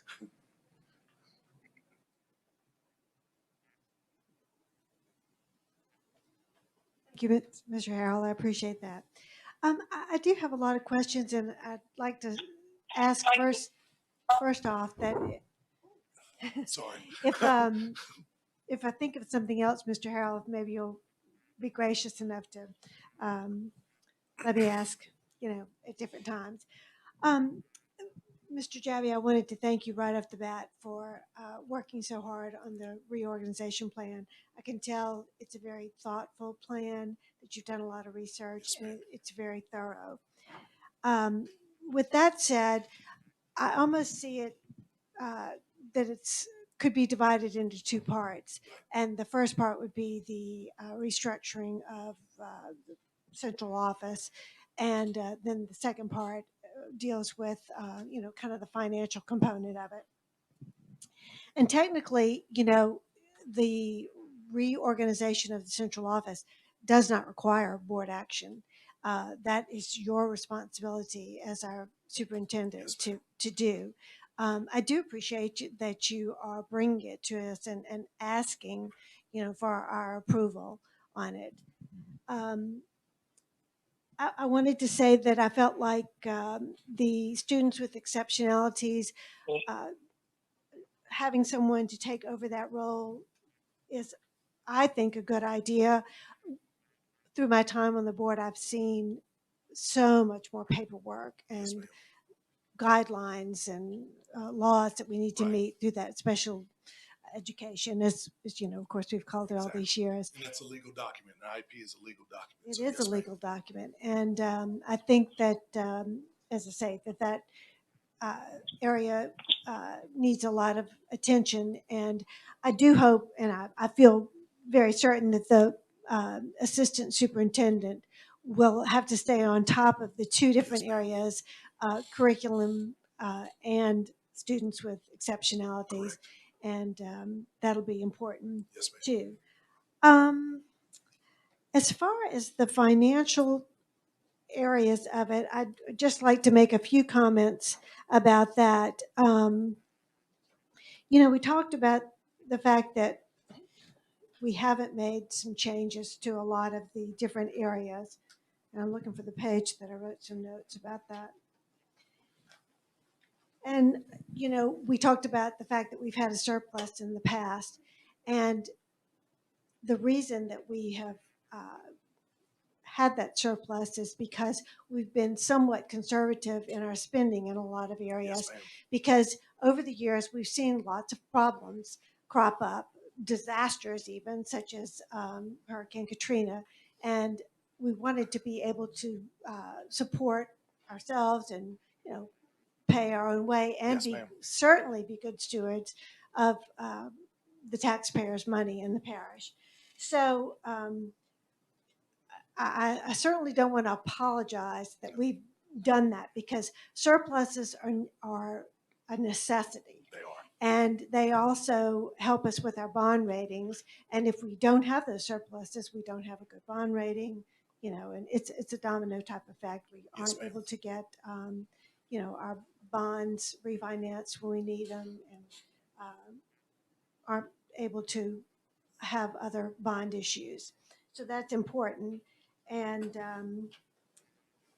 I also would like to add that in considering the expenditures that we're making, that, you know, that's where I guess the board would have a say, because we do approve the budget. Yes, ma'am. And these will be some changes to the budget. Yes, ma'am. I appreciate that you've taken the time to work with Ms. Prevost. And I wanted to ask Terry, our MFP funding, some people seem to be under the impression that our MFP funding comes, you know, in a lump sum, Does not. but that it doesn't. It comes monthly.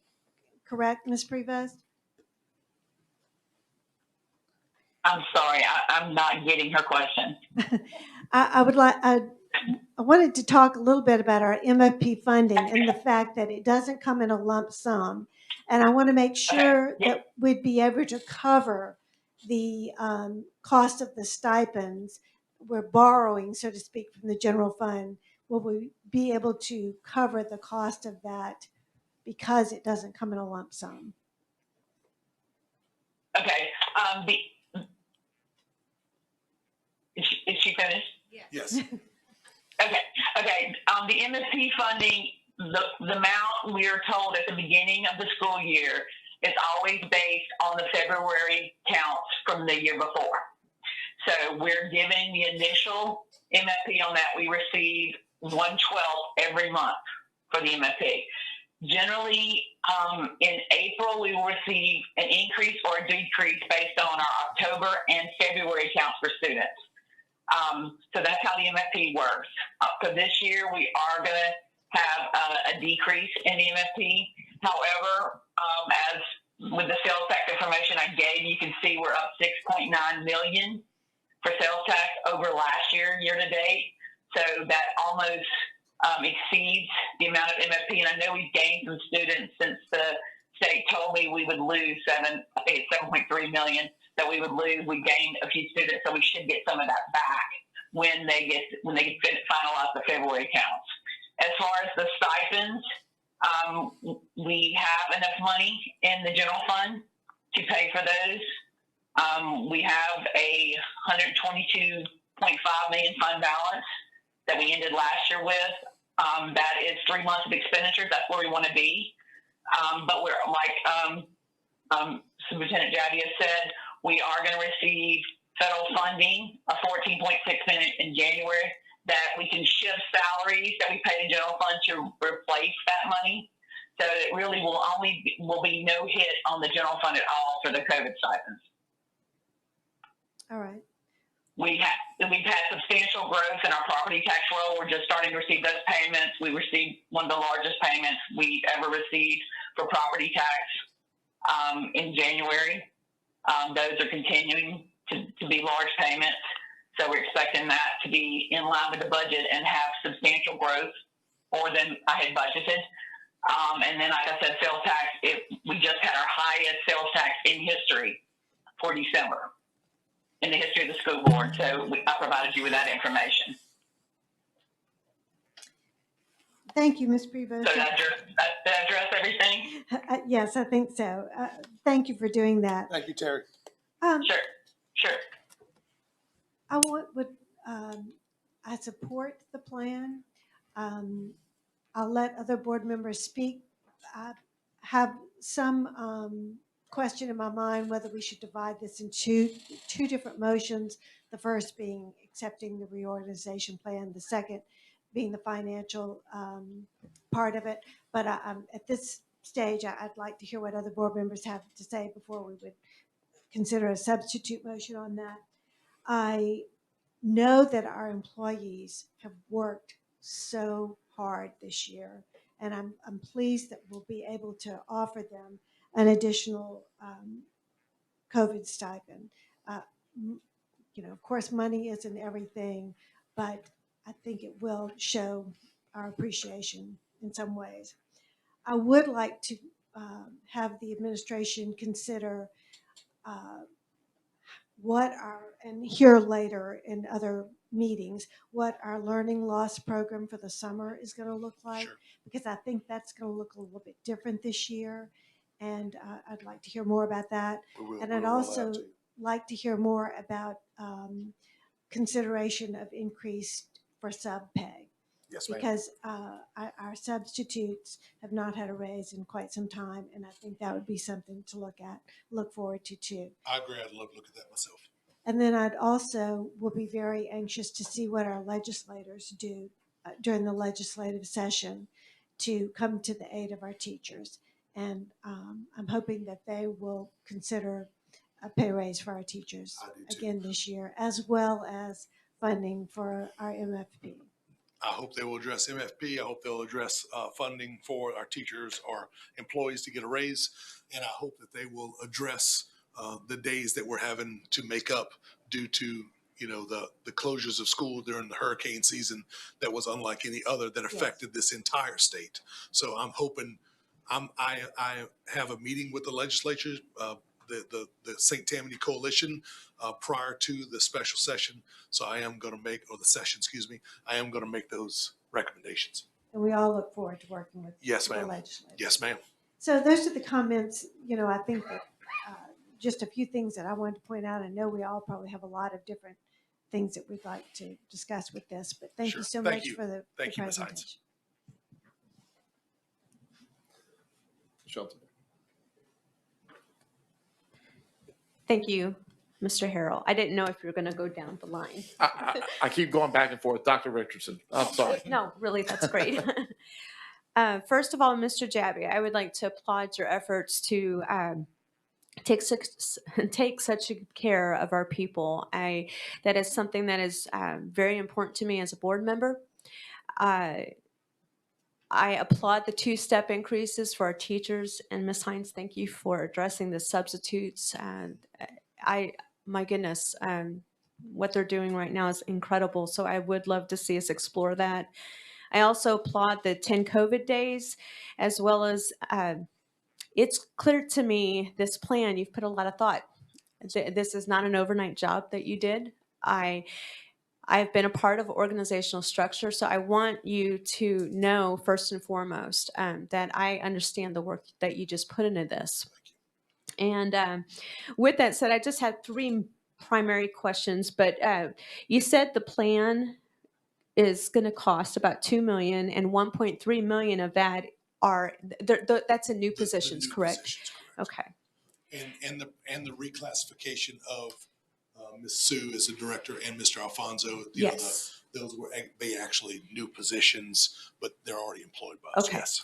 So one of my questions with that is, are we considering putting more dollars into the classroom? I think this is Absolutely. a great start, but the teachers have got to have more resources in the classroom. And I know you know this because I know this about you. You are passionate about your teachers. I know this, but I would like to have some of that articulated as an individual board member. I just think that's really important because giving them the tools in their toolbox, so training, and I think that's going to ultimately be realized with the organizational plan. I think that's so crucial. We need more teacher training and support, but giving them the resources to do their job is just as important. So I met with the staff. It's funny you say that. I met with the staff just recently about being purposeful with funds and how we're going to roll that out. So that's definitely going to be addressed. Definitely. Okay, so that's great. And thank you. My second question is, related to the changes from superintendent to direct, excuse me, my apologies, to supervisor to director. Right. There is no doubt, I definitely want to recognize three individuals, Ms. Sue, Mr. Alfonso, Dr. Tillman. These are incredible. Oh my gosh, incredible personnel and instrumental to our success. I don't argue that at all, but I do have a question because technically would this not be a promotion? Is that correct? It is a promotion because we're going from. If for Mr. Al, it would be. Oh, absolutely. Okay. Yeah, So, that's why I'm asking you to reclassify them. Correct. okay. So my only question is, do we have any obligation to advertise that?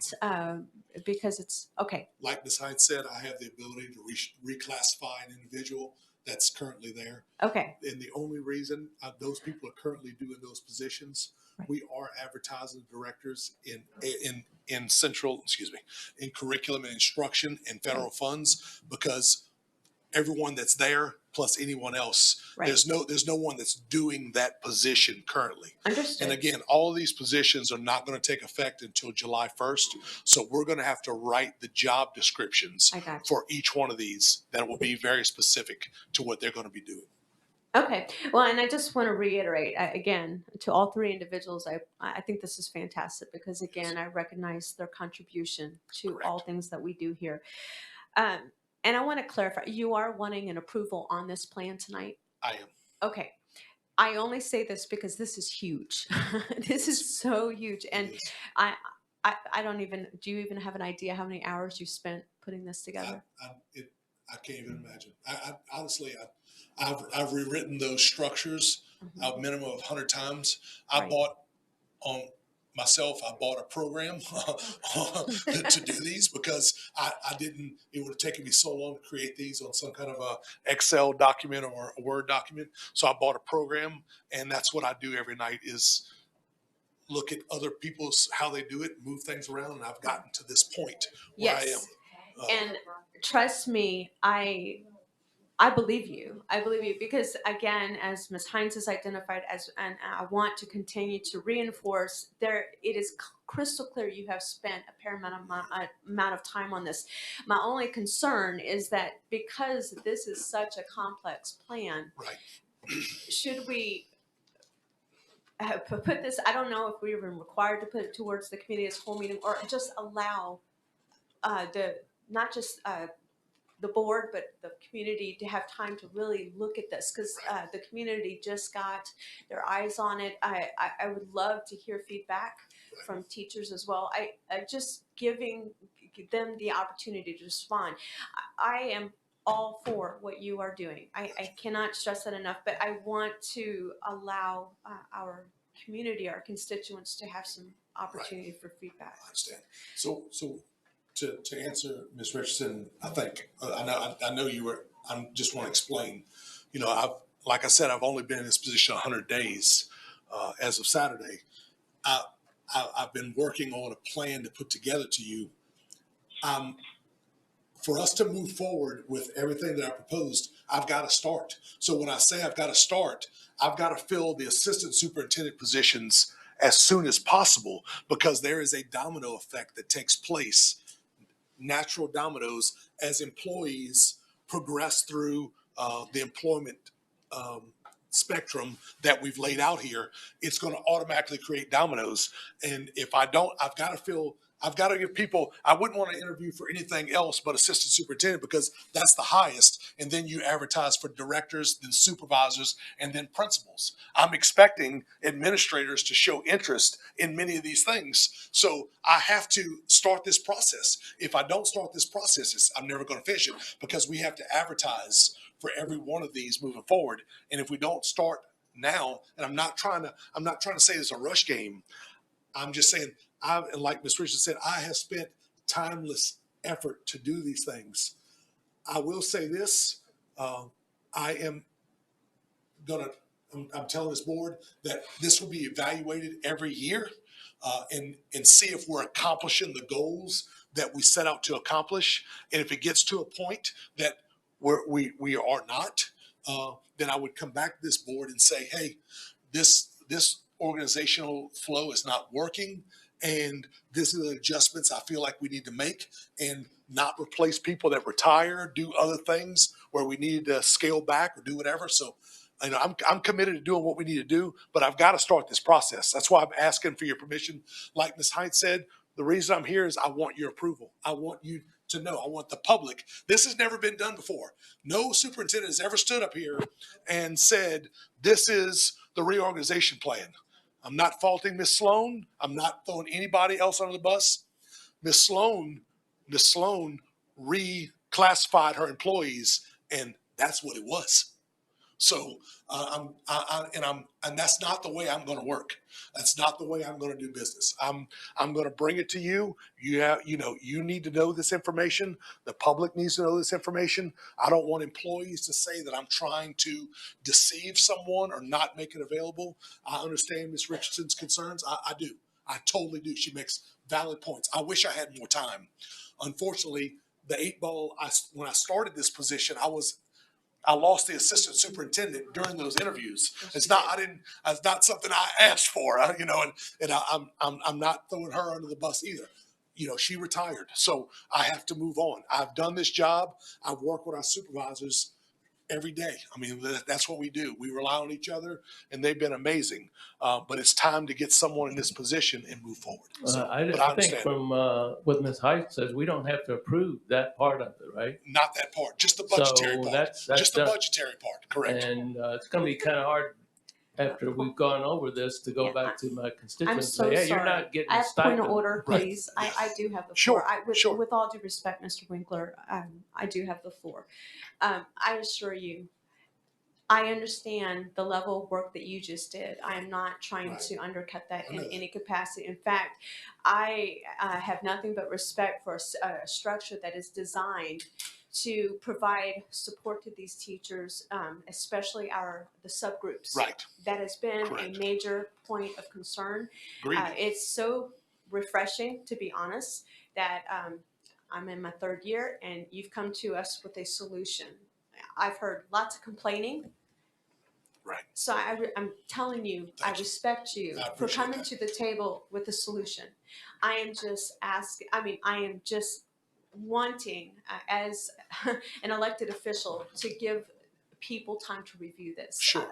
But do I support what you are doing? The answer is yes. So I want to be clear. I support what you're doing on both fronts that Ms. Hines has. I do agree we probably do need to split it out. But again, as an elected official, I just want to give our constituents, our teachers, our people time to review this. Yes, ma'am. You make a valid point. I understand. Thank you. Thank you for acknowledging that. And that's all I have, Mr. Harold. Thank you for the floor. Thank you for yielding the floor. Moving forward, let's just wait until we're recognized to speak. Thank you. Mr. Dermott. Thank you. Mr. Jabby, thank you very much for the reorganization information. I think as everybody has already alluded to, and you have too, during the interview process, we realized that we had some things that need to be addressed, and sometimes when change comes along, it's sometimes painful. It's hard to acknowledge it, but it's inevitable. You're either getting better or you're getting worse. You're never standing still. So we need to start getting better. So we look at some of these areas of which you've identified after many hours of consideration. I'm an insurance agent. I'm not an educator, so I'm going to rely on what you come to us with.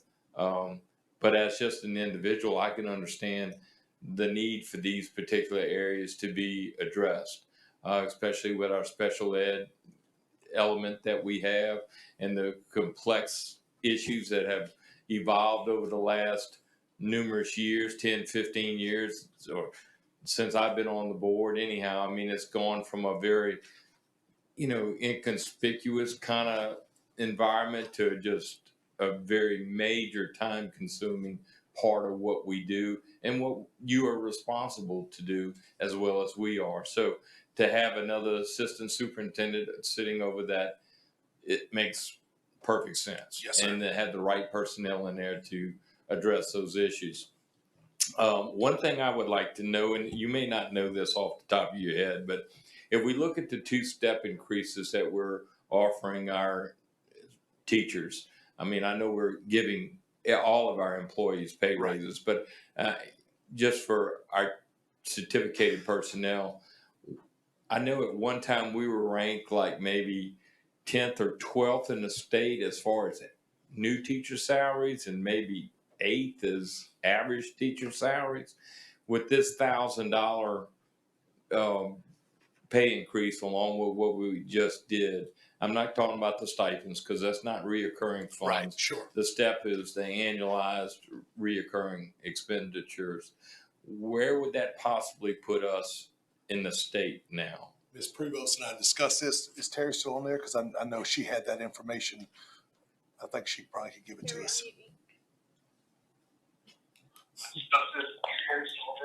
Yeah, I'm on. She's watching a movie. Yeah, she's watching all of it.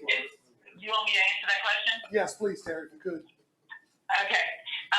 Yeah, we were about, I think we were 8th or 9th with the last data that came out as far as average teacher salary. There's no way really to tell where we'll fall with raises because it's an average. So it's based on, I mean, we have a lot of people retire, we have lower salaries coming in.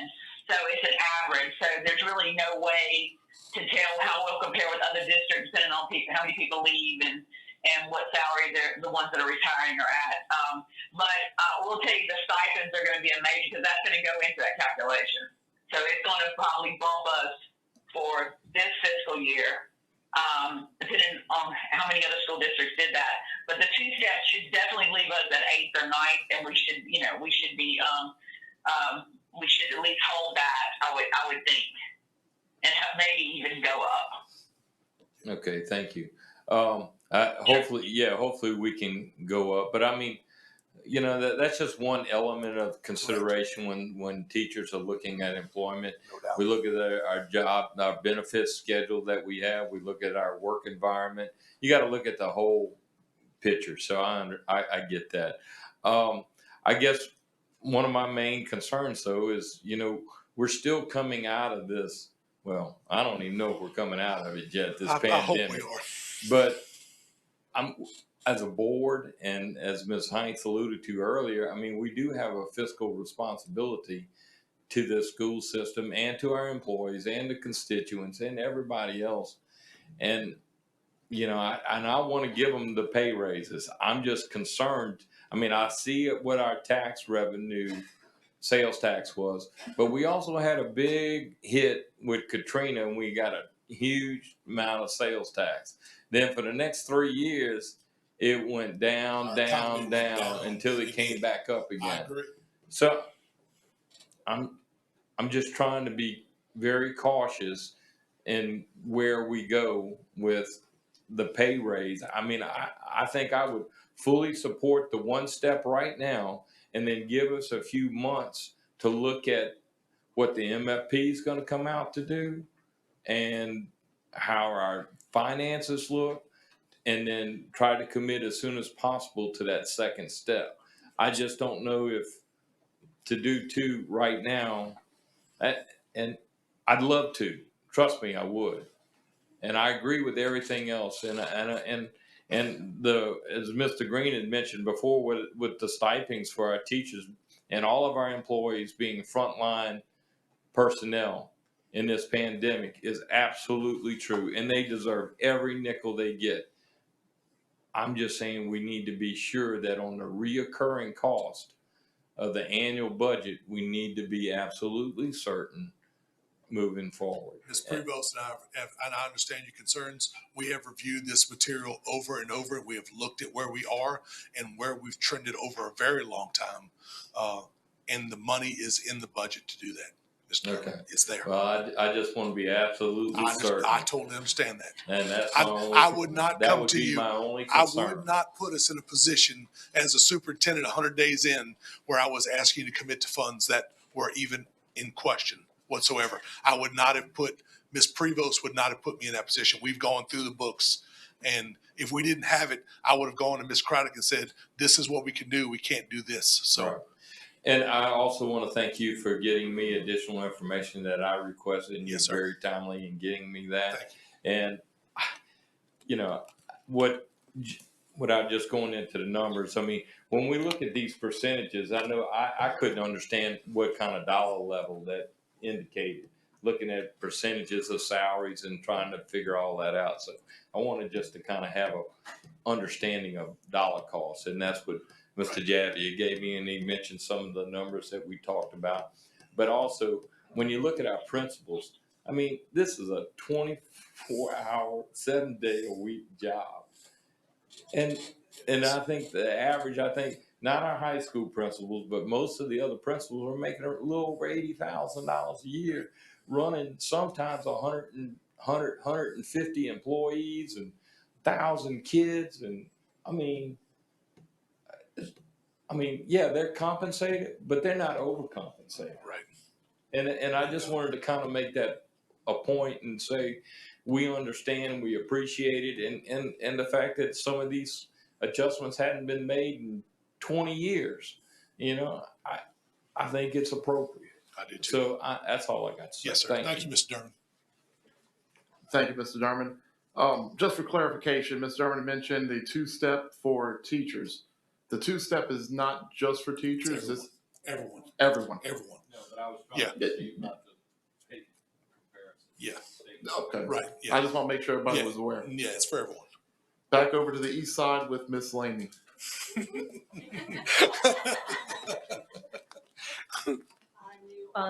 We were just vying for who was going next, and I just got it. So, thank you, Mr. Harold. I know I'm really not. That was just fun. Okay, I just want to say that I love it, and I put my faith in you to be our superintendent, and I'm honored that you gave us the opportunity to look at this plan, because to me that you did it for the public, for everybody to see, and that is transparency that we've been begging for, to know what's going on before we hear about it from someone else. So I feel very honored that you did that for us, and I trust you. You have the ability, you have the knowledge, you're talking to the people who are still there, and you were there a minute ago, and you have the passion and the heart for it. So I have no questions about what you've decided. The fact that you said that you will reevaluate every year is important to me, because no matter how much research you do and how many people you talk to, as you know, when it comes, all the players come to the table, sometimes it still doesn't work. Right. So I'll start praying now for the right people to fill those spots. Yeah, and that's another thing. I'm going to be very purposeful with. I'm going to take the talents that our supervisors and directors that apply have, and then build a team around them that can complement each other. That's awesome. And I'm going to shout out to Dr. Tillman and Ms. Sue, just because I've worked with both of you before, and I'm so excited for you to continue where you are. I know Mr. Alfonso is amazing. I just haven't worked with him as much. But and Dr. Tillman, the whole building within thing that you brought up has been on my heart for such a long time, even just for educators, just for teachers coming out of our elementary, middle, and high school. So I'm just super excited. I wanted to say Oh, I was saying about the money. I know that y'all have to be cautious about that. But again, I know that y'all have done the work. And since our sales tax are up and we have surplus and we have more monies coming in, I think it all sounds like a go. But it seemed like I have one more thing. Oh, the grant writing. I think that's going to be a huge benefit for us too. A piece that was missing. 2 questions I had. For PD, are we ever looking about doing it in-house again, like with our curriculum specialists and stuff like we used to do once upon a time? Yay. We've been talking about as a group. I'm so glad. And I talked to you guys before about using our lead teachers. Okay. We've got to find a way to incorporate our lead teachers into the building of our professional development. Yes, that was what made it so great, I feel like, before. And then the other question was about the COVID days. What if a teacher actually tests positive, but you can't necessarily track it back to where it came from? The positive test falls into, we're talking about close contact days. Okay. So we'll take So care the of 10 the days positives. would go for the positives. Okay. And thank you. No problem. I'm so excited. No problem. Thank you, Ms. Lamy. Mr. Nation. Oh, you won. Just kidding. Thank you, Mr. Harold. Mr. Javier, thank you for presenting, for the plan you presented and all the work you put into it. Most of what a good bit of what I wanted to say or has already been said, but so it'll be kind of a reiteration. I do support the addition of the SPED, you know, division, department, whatever you want to call it. So that, I think that's a great idea. I guess the biggest thing, or the main thing now at this point for me is to make sure, like Mrs. Heinz, that we do this appropriately in terms of the votes we're going to take. So as to reiterate what Mrs. Heinz said, you know, this board approves positions, position descriptions, new positions, along with a position description, and of course funding. As far as the people who fill those positions, that strictly belongs to the superintendent. So I want to be very clear that we're not voting on. I know you asked, and I'm just asking. I just want to be transparent. And That's all. Asking for our input is one thing, and I want to be very clear, and that's not to you, but just to the public. I mean, Mr. Foltz also, you know, invited our input into who assistant superintendents were and things like that. So the board, you know, has been involved with that, and he didn't have to do that. You know, it's totally his right, or your right as superintendent to hire who you want to. So I want to make sure we do that right, because I don't want to set up a precedent or set up any confusion with the public that we're voting on who fills what positions. Yes, sir. So that's totally your call. I would support a motion to, and I may make that motion to divide the question, which is to divide this into two parts, at least two parts, the financial piece as well as the organizational piece. But before I do that, or before I consider doing that, the director position, is that that position? Those are new positions, correct. Those were not in the infrastructure previous. So we need to vote. We need to see a position description and vote on a position description. I will bring those to you before those are advertised. Correct. Right. Correct. You know, all we're looking at doing right now is filling the assistant superintendent positions, and then we're gonna build those positions out. So we can't vote on this plan because it has directors' positions because we haven't approved. But we need to see a position description first before we can approve the position. Approve that position. So I don't think so. Ms. Heinz, would you like to answer that? But they're all one and the same. I mean, right. You know, this would not take effect until July 1. Right. There's nothing that's going to affect the budget right now. These would not be. Well, it's not a matter of budget. It's a matter of the position. I mean, I'm not sure I can vote on a new position without seeing what the new position's responsibilities are going to do. I mean, just by voting on a title. So again, I want to make sure we get it right and do the process right. Sure. Not get ahead of ourselves. I mean, I know some might say, well, it's in here so we can vote on it. Well, I'm not sure what I'm voting on. You know, right. I'm not sure what a director does. I understand. You know, and I don't have any issue with adding the director position. Let me be very clear. I mean, I think if you feel like we need it, that's fine. I think we need to know what that position is. Again, just as a matter of process. The only other thing, and this I don't want to say is minor, but I know Mr. Kosei, I think he got a pass, right, in his department. It's not that he got a pass. But the security coordinator, just as a matter of profile, I guess, right. You know, because we emphasize security so much these days, right. It might be worth considering us pulling that position up, you know, at least one level. Okay. I'm not sure what that would do other than profile, but, right. You know, and if we want to accomplish anything, if he's, right. You know, but.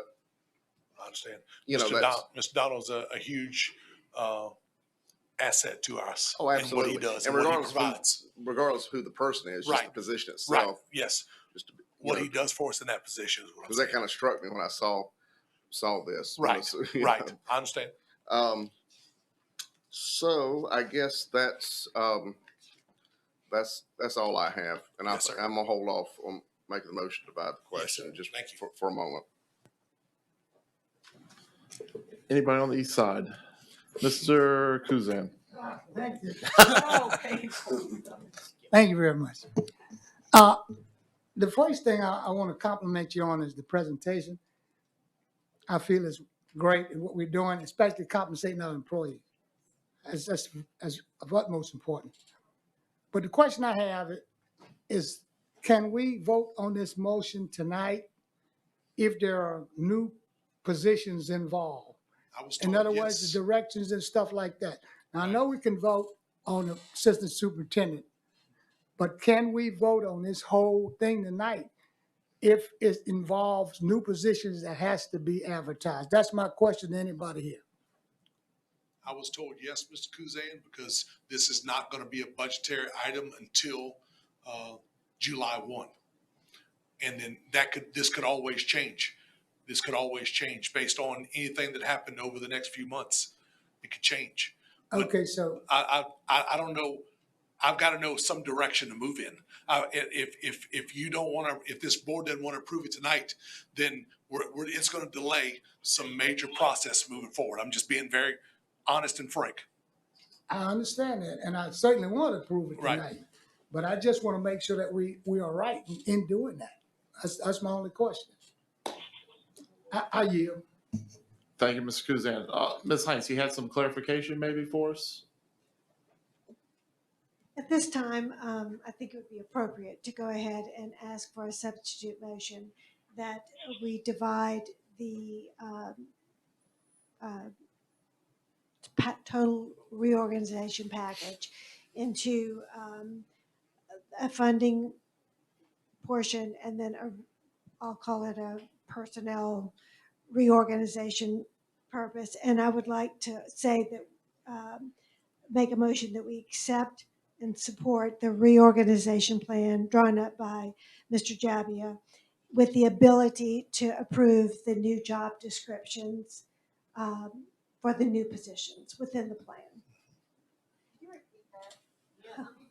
Oh, boy. Okay. Just please repeat My it. It's very substitute- confusing. My substitute motion or all right. I would like us to divide Mr. Jabbia's plan this evening into two portions. The funding portion and the portion that deals with the employee reorganization plan. And I'm suggesting that, and making a motion to accept the reorganization personnel plan with the ability to approve new job descriptions for the new positions created within the plan.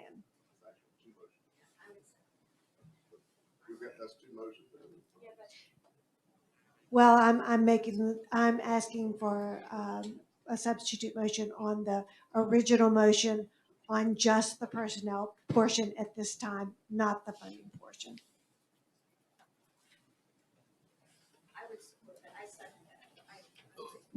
One second. Can we get some clarification from the attorney on how to proceed? You want to come up?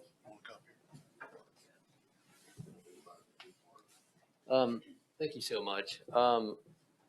If I understood what you were moving for, it did seem to have two components, both division of the existing reorganization plan into funding.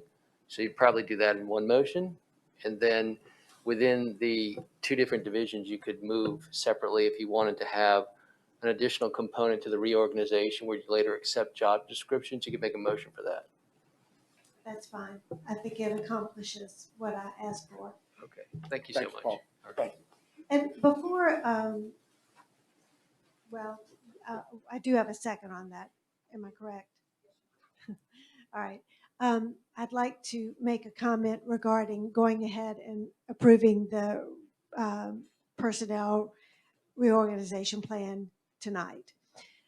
I know that you have been working on this since you were interviewed. Yes. And while I would, I understand Ms. Richardson's need to process it all because it is a lot to process.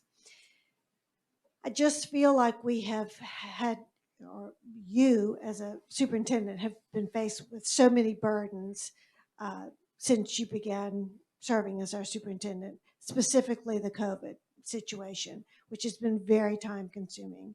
And I think that you would have presented this earlier had you not had that burden. Yes, ma'am. So I'm willing to go ahead and proceed with the reorganization of the personnel plan this evening. Yes, ma'am. Thank you.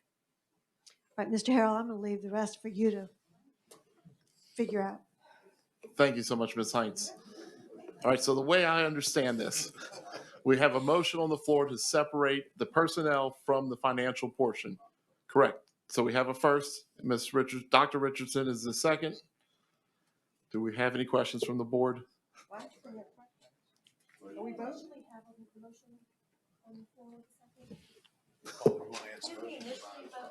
Let Paul see what he can tell you.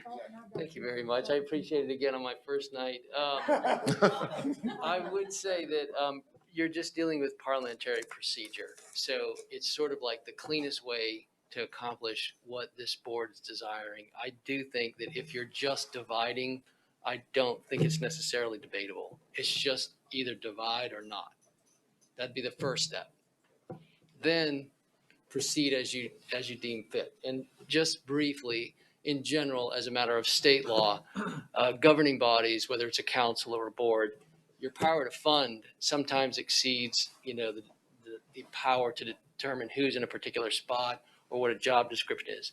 A job description is, again, very procedural in nature, but if the administration is asking to move forward, just in general, and this isn't like a bomb-proof legal opinion or anything, you can fund because there's no real obligation to spend until you start implementing your procedures and follow forward. It's just something to think about. In a sense, I fully understand that the public often wants to comment on the funding, but if the administration has fully crunched all the numbers and the money's there, that's just something for you to consider as you move forward as a board. Thank you so much, Mr. Harrison. I completely understand. This is only my second night. So we'll go to you, Ms. Baker. I know. Thank God. My turn. I'm not packing my patience, huh? Yes, sir. Yes, sir. We have a substitute motion on the floor, right? The only discussion we can have now is on the substitute motion. Oh, I don't get to say what I want to say? We'll come back to you in a second. Any comments on the substitute motion? Mr. Betancourt. I was wondering if y'all saw me sitting here. I see you, Ron. Speaking about this substitute motion, since it's not even required for us to approve your reorganization, another way of doing it is simply doing a resolution saying that we support your reorganization plan. I don't know if that'll go anywhere or not. Thank you, Mr. Betancourt. Mr. Derman. Ron, I tend to disagree. I mean, because we are talking about positions and funding, and that is what we have to do. But the positions are funding. And so Mr. Jabbia needs to know that we are in agreement to fund those positions, even though it's not binding to us, nor he has to come back to us with the verbiage of the positions, which is all going to be discussed once we separate these two issues. So we really just need to vote on the separation and then vote on the content of each one of those issues. Yes, sir. Do we have any more remaining questions on the substitute motion?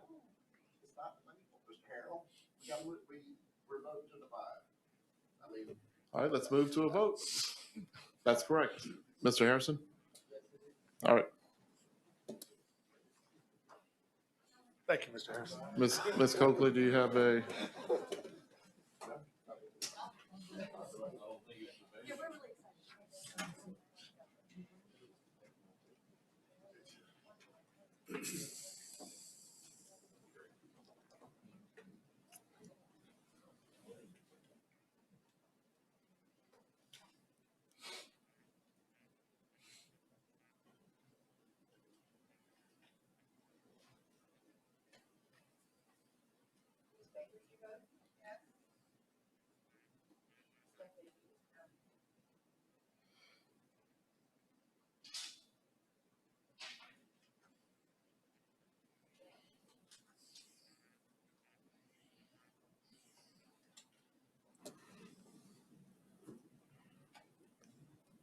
The motion to divide passes 14 yeas, 1 nay.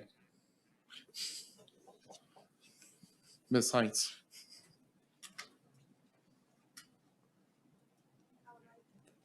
I would like to make a motion that we accept the reorganization of the personnel portion and with the ability to approve new job descriptions as they are presented. Yes, ma'am. By the superintendent. Ms. Page seconded. Now do we move on to questions about, or we just go straight to vote? Okay. Ms. Baker, do you have any questions? Matter of fact, I do. It's really thoughts Yes, that I'd like for you to consider. Yes, ma'am. So in talking about the amount of weight that a child with a classification has in special ed. So with this classification of special ed, with the we can get up to 5 dings is what we used to say in special ed for one child if they fall below. Correct. So, and I appreciate you taking a hard look at that. What I don't think is paid enough attention to is that a new teacher coming in may not be certified special ed, Correct. and yet they are giving a special ed position with the, if you do a good job, we'll move you out.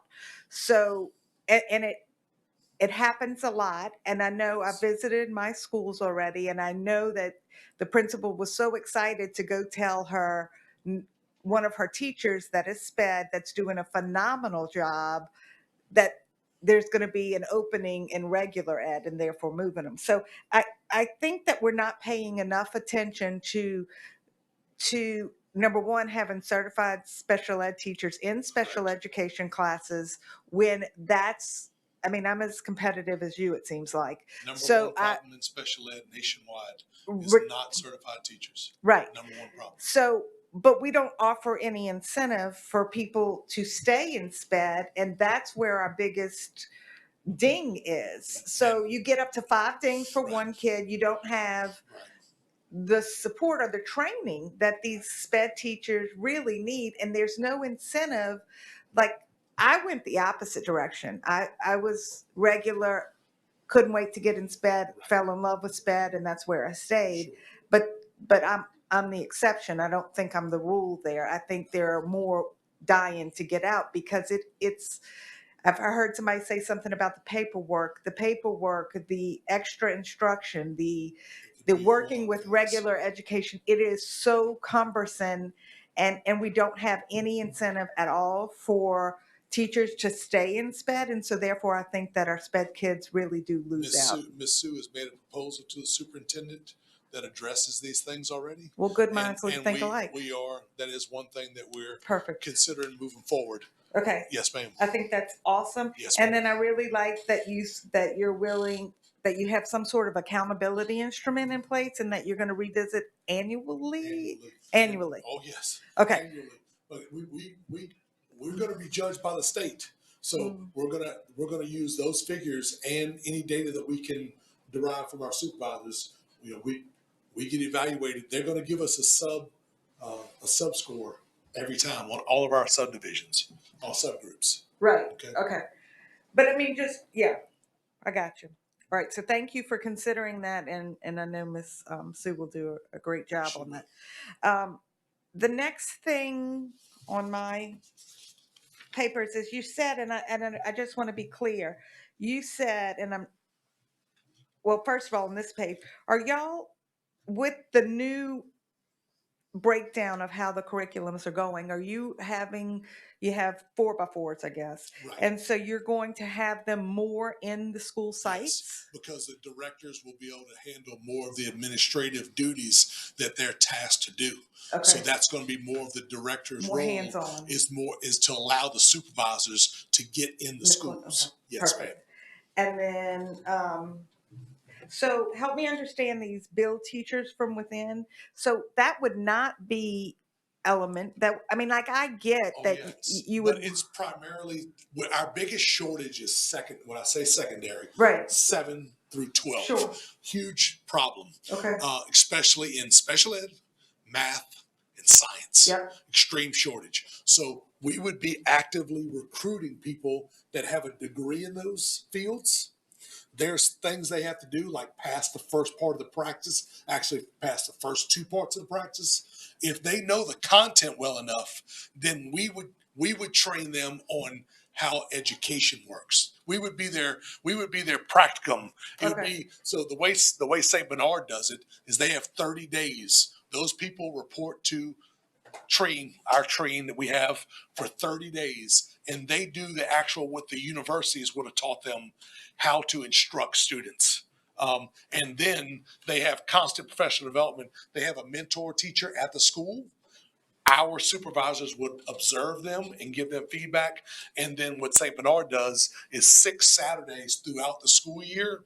It's an all-day requirement, and we're there going through issues, problems, difficulties they're having, and continuing to educate them on how to instruct teachers. So we're essentially our own methods courses. That's exactly what we are. And that's what I teach in the universities. They're doing these and getting paid to do these now. I'm saying, let's do it ourselves and train our own people. So we have professors, and iTeach is just, it's a company that specializes in alternative certification. So you can apply with them. If you meet the requirements, they give you what's called a practitioner's license. With that practitioner's license, that you can skip student teaching, all that. You go straight in, we can hire them. Mm-hmm. And then iTeach remediates them on education, and our principals observing them do the same thing. So it's already in place. We're just, instead of iTeach doing that, and who knows what they're actually doing with them, we would be in charge of building our own teachers. And if you look at 6 and below, we have a nice pool of teachers right now that we're pulling from. 7 to 12, it's bare. We've discussed this many times as a staff. Students are not going into education at the university level. So they're, people that are math, science brains, like I said earlier, are getting tremendous jobs with those degrees. Not many people are choosing the education route, and no one is choosing the SPED route. When I say no one, very, very small, very small. It's sad. So true. Because there is look, you come out with a SPED certification, you can work anywhere you want. Mm-hmm. You do. You can. If you're willing to put the time in, you can work wherever you want. Mm-hmm. Yes, ma'am. So last thing is subs. So when I went and saw my schools, and I see that, someone else brought up sub pay,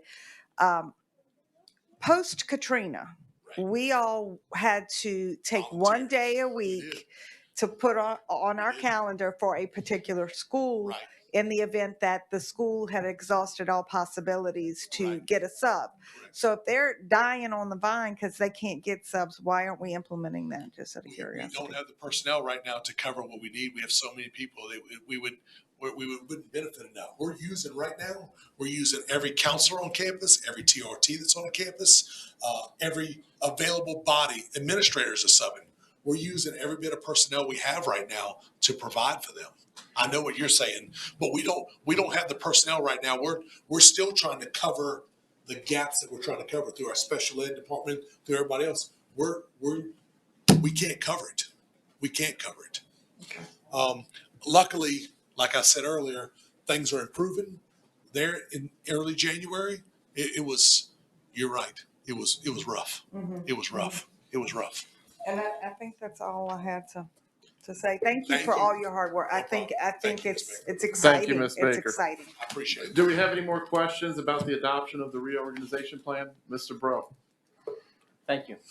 I don't think we can even vote for this tonight. And the reason is that state law says that you have to put out enough information so that you can invite public discussion. 2 days ago, we received this and we're told, keep it confidential. Right. I mean, unless you had this published, nobody here had enough information to ask questions about it to participate from the public. So that's my first comment. Secondly, I guess my first comment should be, I appreciate all the hard work you've done. problem. I mean, Thank you. you said you would hit the road running and you're doing it. So I appreciate that. Most of my questions are involved with the pay. You've expressed the need for these positions. I think you did it eloquently. And if I thought that this was legal to do tonight, I would probably vote for it. Yes, sir. Thank you, Mr. Bro. Appreciate that. Thank you, Mr. Bro. Mr. Nation. Thank you, Mr. Harrell. I'm prepared to vote on this tonight. I mean, because again, as superintendent, you have the right to reorganize. I mean, you're inviting us in and you're inviting the public in, and that's great. And I'm sure the public has not been shy to express their opinions before and to you or to any of us, and I don't think you'll be shy in the future. So the only question I had was just about, and it was a procedural question, was about because it's a new position, and I just again wanted to protect you and protect us by saying, should we wait, but as far as the rest of it, I mean, approving a new superintendent for, students with exceptionalities, that's something we've been talking about. It's something that came up in your interviews. I mean, it's been open to the public, so I certainly don't have any issues with that. And with that, I move to call the question. Yes, sir.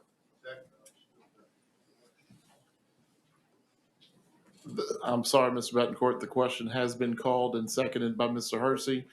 Do we have any questions on the? It's not debatable. Not debatable. All right, let's vote on the. You got to vote on the question first. Vote. You got to vote on on the the question. We're first. just ending debate. That's all we're doing. That's right.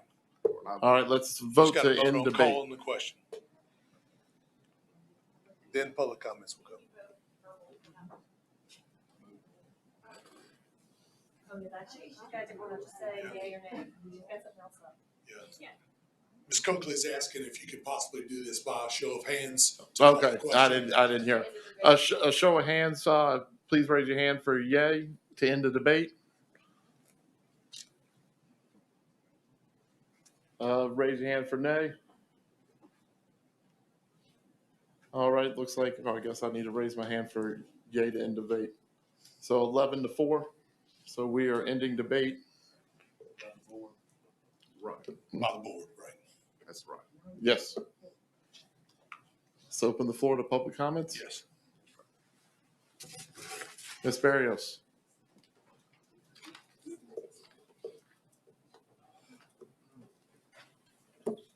No, I think it's. Leeleigh Barius. So because I came up here and showed my concerns about this in the first place, I want to say after he asked for public comment.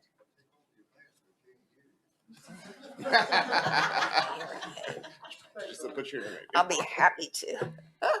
Because I came up here and expressed concerns at the beginning, I thought it was only right that I would come back after seeing the plan and saying that from an employee's or former employee's perspective for organization of a school system, it appeared, I'm no expert, but it appeared this does look like a really good plan. And I say that primarily from that perspective, that this looks like a plan that, unlike when the states reorganized the Department of Ed and got rid of all the certified, knowledgeable people and got rid of the departments, and we could get no support from them whatsoever because they didn't know as much as teachers did, number one. So, but this does look like it's going to provide more support for those people who really need it, the teachers, the educators. And in that light, I'm not going to ask you to go into the weeds or anything right now, but I would like to for you to consider this and talk to you about it later. But gifted and talented are under the umbrella of special ed in this state. They're not federally funded, and they have to do everything the IEPs and all that. That also has become a huge problem. Can't get certified gifted teachers, and the curriculum that the state has mandated or provided being so standardized and everything moving toward the test. Basically, parents will tell you this, and teachers, we really don't have gifted classes anymore, and we need to get back to that, because that was a jewel in the state. It really was. So if you would, however you're going to work that, whoever's going to be in charge, and be sure that there's enough attention given to that, that would be great. Thank you. Thank you, Ms. Barius. Any other public comments? Ms. Canino?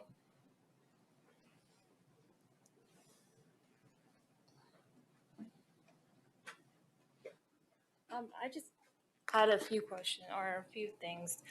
So for the students with exceptionalities, and y'all saying that that was one area, are we going to, or how will it be addressed to retain teachers that are trained?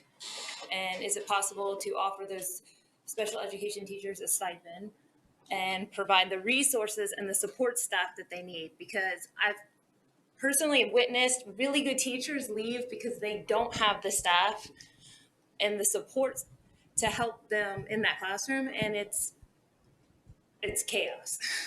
So I think if they had more support staff and access to training, maybe specific training with children with autism or whatever that might be, I think that would help a lot. And teachers that have no experience, maybe not the best option. I know that it's hard to get SPED teachers in there, so it's kind of like you need a warm body at some point, but those kids deserve an education like everyone else. Totally agree. So to address Ms. Canino, that is part of Ms. Sue's plan, is to address those things. Like Ms. Baker talked about a little bit earlier, the problem is, I don't know why it keeps doing that. The problem is we have many teachers that take a job in St. Tammany that's in SPED. There's no vacancy in what they're looking at. They'll take a special education position because they can get what's called an OFAT, an out of field application to teach.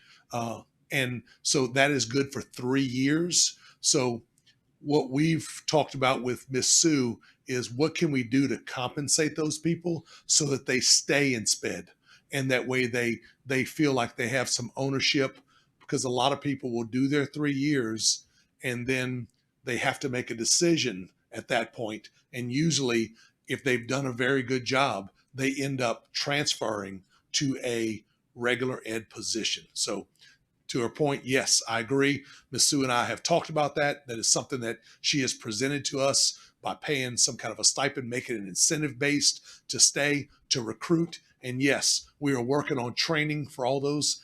We've got to stop the turnover effect of teachers. And if we can stop that turnover, then we can provide the training. It's very difficult when we spend that amount of time training, and then those people, I'm not faulting them, but they, after 3 years, if they haven't committed and they haven't finished their certification, they have to leave. They have to do something else. No fault of their own. So that's something we definitely have to do. Mr. Broom?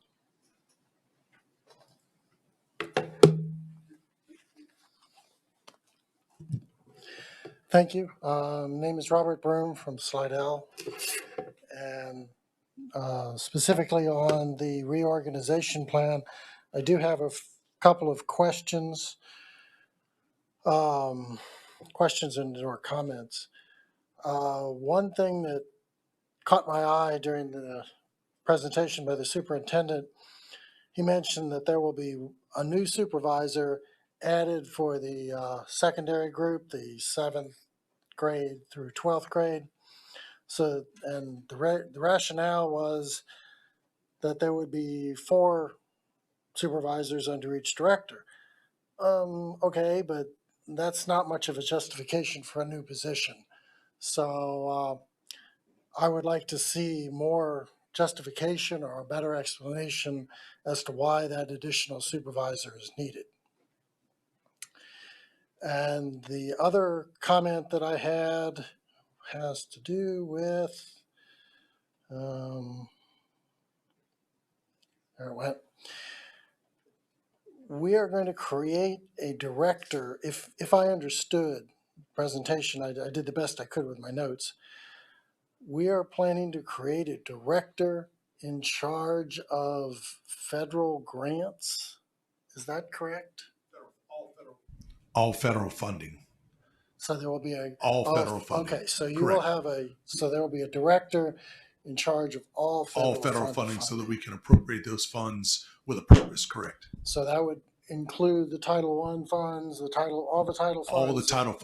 All the title funds, and Great. grant writing, both of those. Great. Okay. And to answer Mr. Broom's point for the 4, if you don't mind. Sure. I'm done. So we have 4 areas. We have 4 core areas: English, science, social studies, and math. That's so that those 4 supervisors will specialize in one area, plus they will do everything else, which is the arts, which is our music, vocals, our STEM programs. I'm sorry, our CTE programs. So it's so that we address all 4 of our core areas, and we have someone that specializes in those 4, and then they will all 4 pick up the ancillary materials, physical education, all the different areas. That's why it's set up that way. Okay. I'm sure that people with more knowledge and background fully understand that. I grasped part of it. Okay. I guess the last comment I do want to do is I'm going to read out my numbers, and in the hope that if they're wrong, I'll get corrected. What I got in terms of the cost of the administrative reorganization, the additional cost just for administration here, what I wrote down was that the cost will be about $2 million in increased in overhead or administration costs. There's a $1.3 million increase for new hires, and there's $7 million increase for all the raises in the administration. Now, I think those numbers are likely wrong, but could you explain those numbers? Inside of the $2 million, we're only talking about $2 million. Inside of that $2 million, 1.3, I don't know why it keeps doing that. 1.3 will be new positions. The 1.3 million will be new positions. 700,000 will cover everything else. So we're only talking about 2 million total. I was just breaking down that 2 million of what it would be allotted for. So I was off by an order of magnitude, but that wasn't too bad. Okay. I hope that makes sense, Mr. Broom. Yes, now it does. Now it does. Thank you very much. I appreciate the opportunity to comment. Thank you, Mr. Broom. All right, one more public comment. Ms. Bleeker, Ms. Hickman.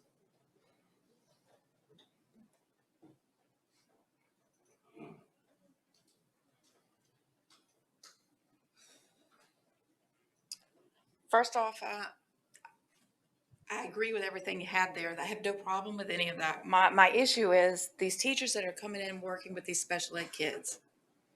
Okay, I understand why they're coming in and all this, but we have to find a way of teaching these teachers more with these special ed kids, because it's sad when, as a parent of a child that had multiple diagnoses, I had to literally type out and print and try to teach these teachers what was wrong with my kid. I'm sorry. The public comment is though supposed to be confined to the actual issue that Yes. I'm asking a question here. My question is any of these monies that you're coming about, is it going to go to help these special education teachers to get extra paras in there? Because my thing is if we could get these teachers to have more help, then you're not going to have them wanting to leave, because the ratio of the number of kids with these teachers, y'all know, I don't have to tell you, I've been there, I've seen them. Unfortunately, they have a lot of kids in there. Okay. And the point I'm just getting at is if we could find a way for y'all to just figure out to make it a little easier on these special ed teachers coming in, then they're not going to want to leave. And I understand that, you're trying to find money here and there for that, but it's just a suggestion because believe it or not, just like everybody else said, these babies deserve an education too. Thank you, Ms. Hickman. Not seeing any more public comments. Ms. Jabby, would you like to reply? If I could answer Ms. Hickman, we have met. Ms. Sue and the Human Resource Department did meet. She did make suggestions to add staff to, we've got, Terry's been out this week that is on the agenda, is to meet with Terry and to see the allotment for more paras and special ed teachers based on our numbers and what we need in our classrooms to address that to this board. That has been done. We just haven't been able to vet that yet. We've got to vet it in order to advertise it for job fair, but we would come to you because that would be a budgetary issue. And so I would ask for you to approve when we evaluate that's what we need. But yes, that is on the table. Thank you, Superintendent Jabia. All right, let's please go ahead and vote for the motion to adopt the reorganization of personnel as presented with the ability to review job descriptions for the newly created positions.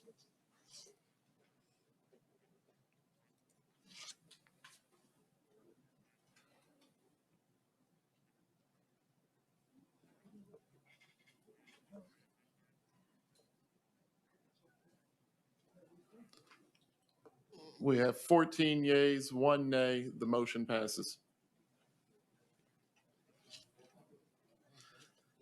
Okay, can we go ahead and take a 5-minute recess? I didn't vote either.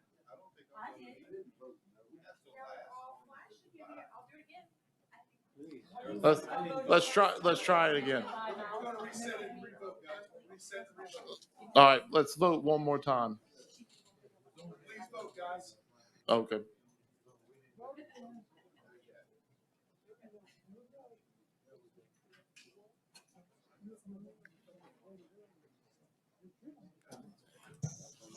Brandon, Yes. I think what happened when we voted for the question the last time, some of the vote came up and some of us keyed in. So if you didn't undo your vote, you were already voting, even though you didn't vote. Okay, thank you so much for the explanation. We have the exact same vote count, 14 yeas, 1 nay. I appreciate the revote. Let's go ahead and take a short recess. Be back in 3 to 5 minutes. Thank you. 35.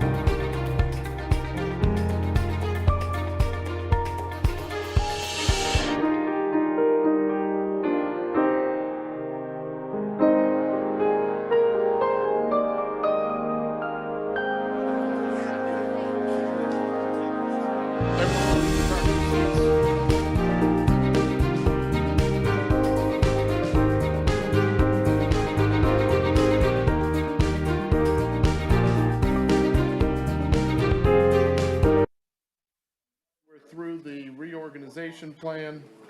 Ms. Heights, did you have another motion for the remainder, since you started this trend? Mr. Harrell, I am not prepared to present a motion on the financial part of it at this time because I'm a little bit torn. So I'm going to let someone else make a motion. But I would like to ask board members to please speak to the motion that gets made. And, you know, we've enjoyed hearing a little bit more about curriculum tonight, but let's get on the motion. Thank you, Ms. Heights, for the clarification. Mr. Derman, you raised your hand? Yes, I'll make the motion that we approve the recommendation from the superintendent regarding the salary changes and stipends. Thank you, Mr. Betancourt, for the second. And I agree. All right, let's keep it in order. All right, any questions regarding the COVID or the Mr. Betancourt? Any board questions? Mr. Bro. Thank 30 you. seconds. I'm kidding. When we were told the adjustments have not changed, I'm talking specifically about the numerous adjustments from, let's say, 125 or 120 to 125, 170 to, they're all being bumped up. And when we were told the adjustments have not changed, that in no means does it mean that these people did not get pay raises. They are tied as a percentage to the students, to the teacher's pay. So every time a teacher gets a $1,000 stipend, if you're in a 180% bracket, you're getting $1,800. So it's not like they haven't gotten any pay raises over the last 20 years or whatever it was. So what we're proposing here is to further put that pay gap between what teachers make and what administrators and support personnel make. And I'm opposed to that. I think we have, you know, it was mentioned we have difficulty in filling some of these positions and keeping them, well, and keeping people in them, but we have difficulty at the teacher level as well. And we're already paying significantly more than a teacher's salary to these people. My solution is we need to increase the teacher's pay and bring the teacher's pay up so that they will be fairly compensated based on the teacher's pay. We have trouble attracting teachers. I have a specific example. My daughter graduated in engineering. She started teaching in Houston. Well, her husband moved and she's coming to Louisiana. She says, I'm not teaching. It's a 30% pay cut between what she's making in Texas and what she's coming in here. She's not going to teach for 30% less pay.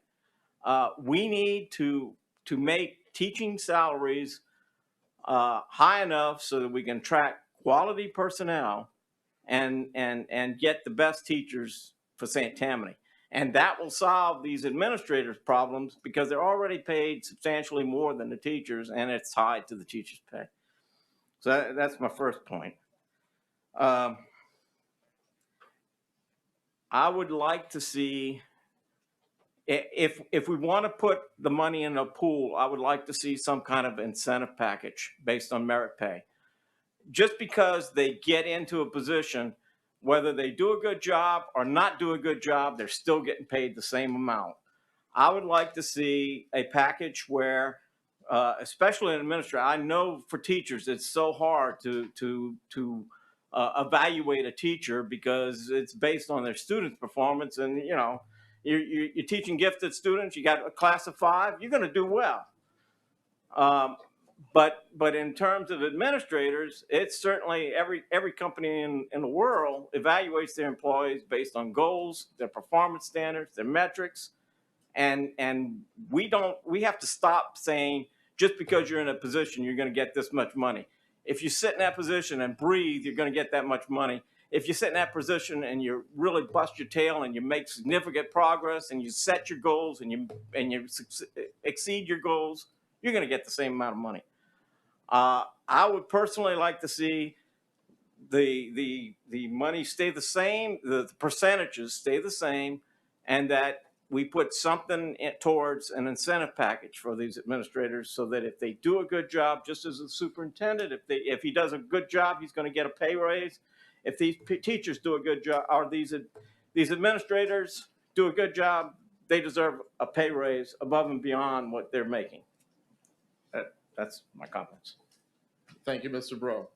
Any additional comments from board members regarding the motion?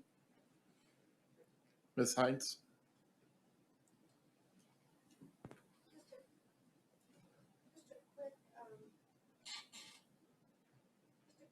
Mr. Rowe, you used the phrase, if an administrator gets a stipend, they get they get 180%, they get an $1,800 stipend.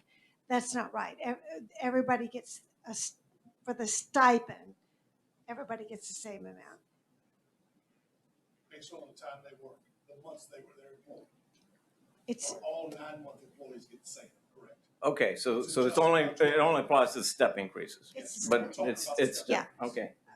So we're talking 2 steps. That's $1,000. They would get an $1,800 a year pay raise. I just didn't want anybody to think that when the stipends went out, because you used the word. I wasn't aware. Yeah. Thank you. Thank you, Ms. Hines, for the clarification. Mr. Hersey.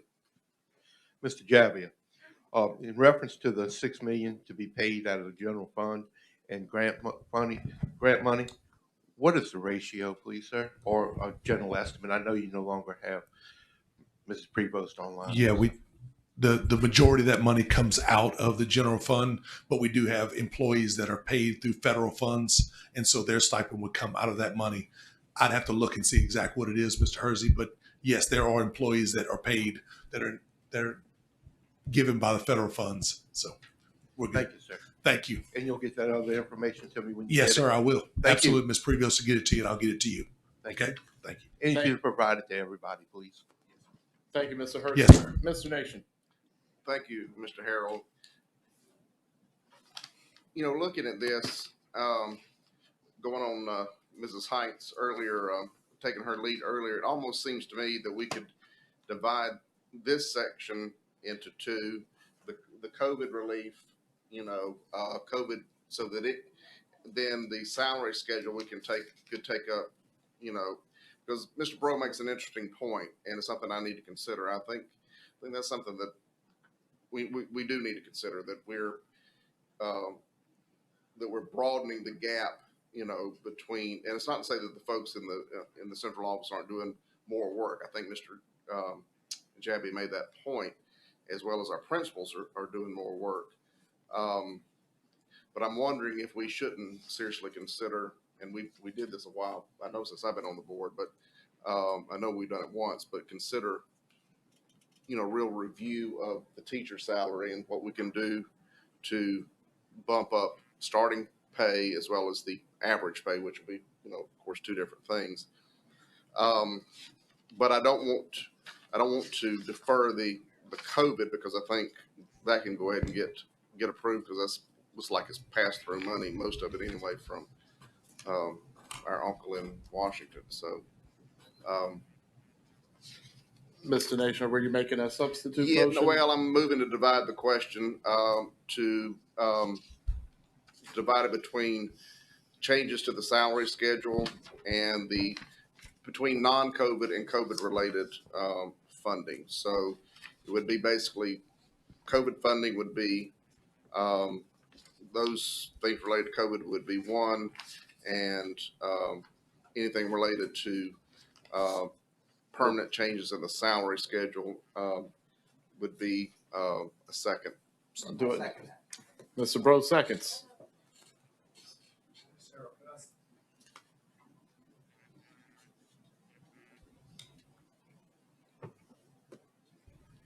Can I say something if you don't mind? Please. We appreciate some I've created, you've already approved the reorganization. I have created director's positions. I've created director's positions already. That's got to be addressed. There has to be a chain of command there. So I'm not asking, I think I've given my justification here tonight on why this is important to all of our employees. I think this board is making a statement to our employees by what you're saying right now. I think you're making a very valid statement. And I'm just saying that I have brought to you a plan that addresses all aspects, from administration all the way down to our support personnel on their schedule. I've addressed all of them. And I understand you, listen, if that's the choice of this board, I understand you do what you need to do. But I'm just telling you from my perspective, and what I've laid out to you for the last 2 hours is the justification of why this is necessary to move forward and the structure we're doing. Again, like Paul told you earlier, you're agreeing to fund it. You're not agreeing to pay it yet. This is not going to go into effect until July. If there becomes an issue, this board can revisit this. But I would just say, I'm just trying to explain my point and a point of clarity of what's being stated right here, right now. Okay, that's it. As Superintendent, Thank you, Superintendent Javier. Mr. Harrison, quick point question. A yay vote to this motion, the substitute motion, we would split it. A no vote, it would stay back combined, correct? That's my understanding, yes. Okay. Mr. Bro. Any additional comments from the board? Ms. Lamey? When you talked about revisiting it annually, you meant not only the organization, but also the financial component. We're going to revisit everything. Okay. Like again, like I said, if we have to restructure, if we have to non-replace employees, they retire. You don't have to explain. I just wanted to address guess. that. I thought so. We're going to address it. Thanks. My understanding, Mr. Harrison, a substitute motion is not debatable? Well, motion. Of course it is.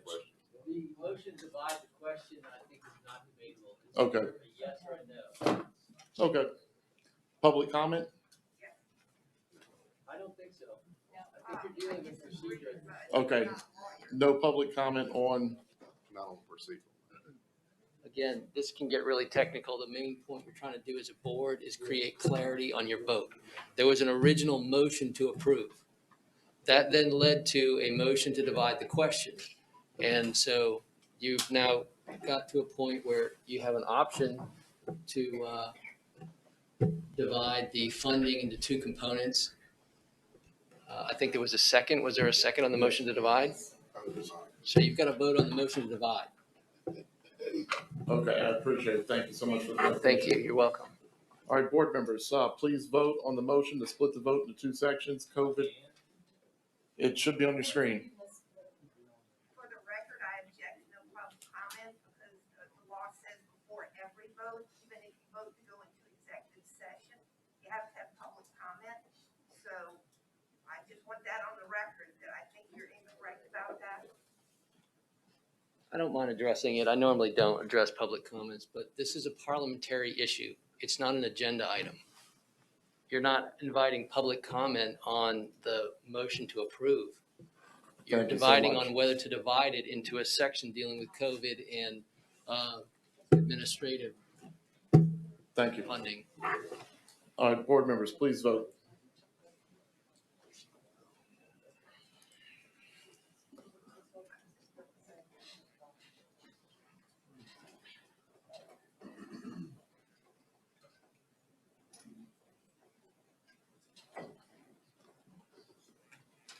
I'm sorry, I'm having trouble.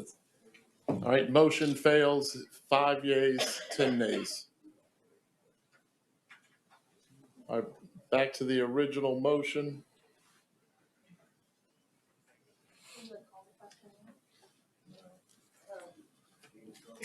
Any additional comments from the board on the original? Ms. Heinz? Y'all are probably tired of hearing from me.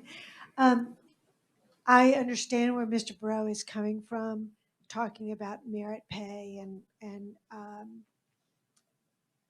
but I think that's a huge issue, and incentive pay. I think that's a huge issue that will take a lot of study by the board. And that's why I'm going to support that we go ahead with the motion tonight, as Mr. Derman stated. And I think at another time we should discuss whether we want to form a task force or whatever to study those things such as merit pay and incentive pay. Thank you, Ms. Heinz. Mr. Winkler, you had a I haven't spoke yet. We've dissected this ridiculous for what, 2 hours? Now, Mr. Jabbia, if you get, and I know him, I've worked with him in principal meetings, if you get your employees behind you, you accomplish your goals. And that's what he's trying to do. And we're trying to tear his plan apart. He's trying to offer money to our people. He's trying to have an incentive plan where they can move up the ladder. And the teachers don't want to move up and the principals don't want to move up because it's not worth the money. Mr. Jabbia would have probably almost been making as much as a principal as he would be some of the people sitting in the crowd out here. And when you're in that crowd, you're sitting there right now listening to this all night. And this is all a bunch of crap, in my opinion. Pass the damn thing and let's get going. He's got the plan. He knows what he's doing. We need to get this going and quit arguing back and forth about semantics. So I don't know how we just vote on the thing. What's going to happen if it doesn't come up right? We vote on it again? But let's either pass it or don't pass it. Thank you, Mr. Winkler. Mr. Hershey, real quick, you had your hand raised.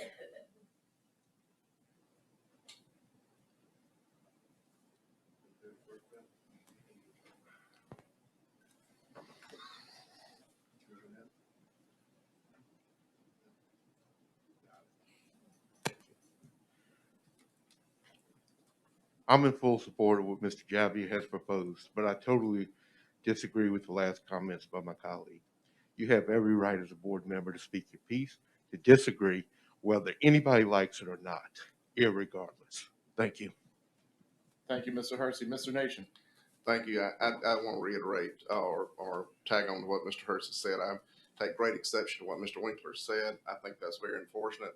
I totally supported Mr. Jabbia with the reorganization plan and supported his prerogative to reorganize his team the way he sees fit. That's his prerogative, but it is this board's prerogative to deal with money and to deal with the budget. And so that's our job, not his. And so he's made a proposal.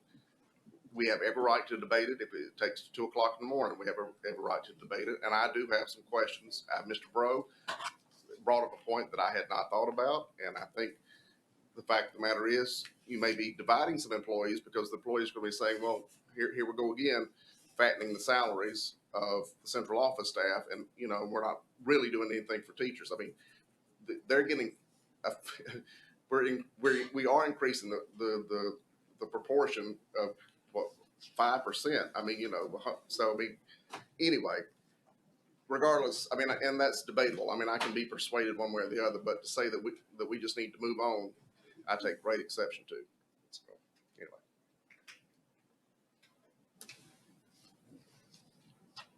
Mr. Kuzan.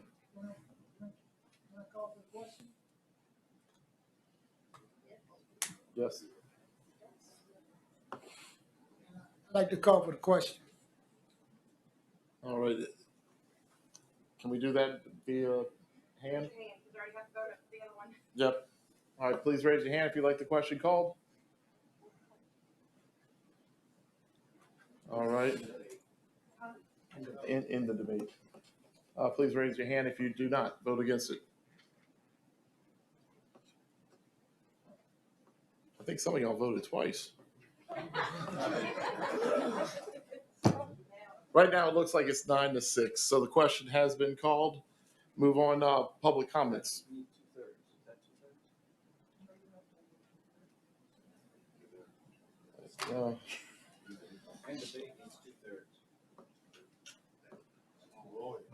Mr. Harrison, in debate, 2/3 vote? It was close. Can we, the no people, can y'all please raise your hand again? One. No, this is no, not to end debate. Not to end debate. You want to continue debate? No. Okay.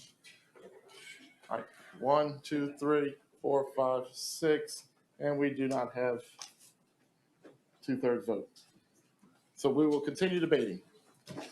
Mr. Derman. Thank you.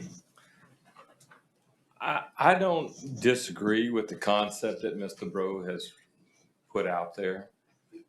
But the other side of this is that I think there's multiple areas that we need to look at as far as incentivizing or whatever, just like in our special ed element, some of our special areas of need that may be different than that.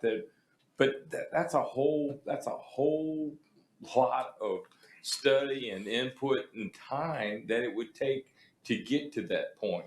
And I think we're at a point based on the finances that's been presented to us, showing where we are financially, that we could go ahead and approve this particular package and show the employees, based upon the information that we have, that we fully support them.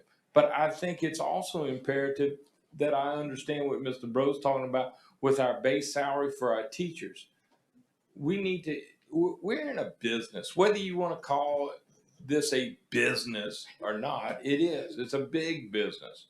And for us to get the quality employees to work for us, which is our teachers and everybody else, we need to truly evaluate how our salary stacks up against the other competition. And if that's at the baseline entry level of new teachers coming in, and also looking at our senior employees and administrators or whatever, then it's all driven and off of that one standard, that percentage that Mr. Bro talked about. But we do widen these gaps when we adjust the percentage. But the demands on what has been placed on the administrative level, I think over the last 10, 15 years has been tremendous from where it was when Miss, the lady who spoke, she was here 30 years ago. Well, what a school-based administrator dealt with 30 years ago opposed to what they deal with today has expanded probably 10 times. Now, I'm not sure how that salary has matriculated up, but I bet, I'm sure but the cost of living has gone up too. So I'm just saying, I think we need to approve what we have. I think we need to, at that time, come back and reevaluate everything else that we've got in there to see about, something that's structured along the lines of special needs or high need areas, and also other influences, areas that we need more personnel. That's all I'm saying. Thanks. Thank you, Mr. Derman. Mr. Kuzan. I think that everything we're talking about can be discussed at the budgetary hearing.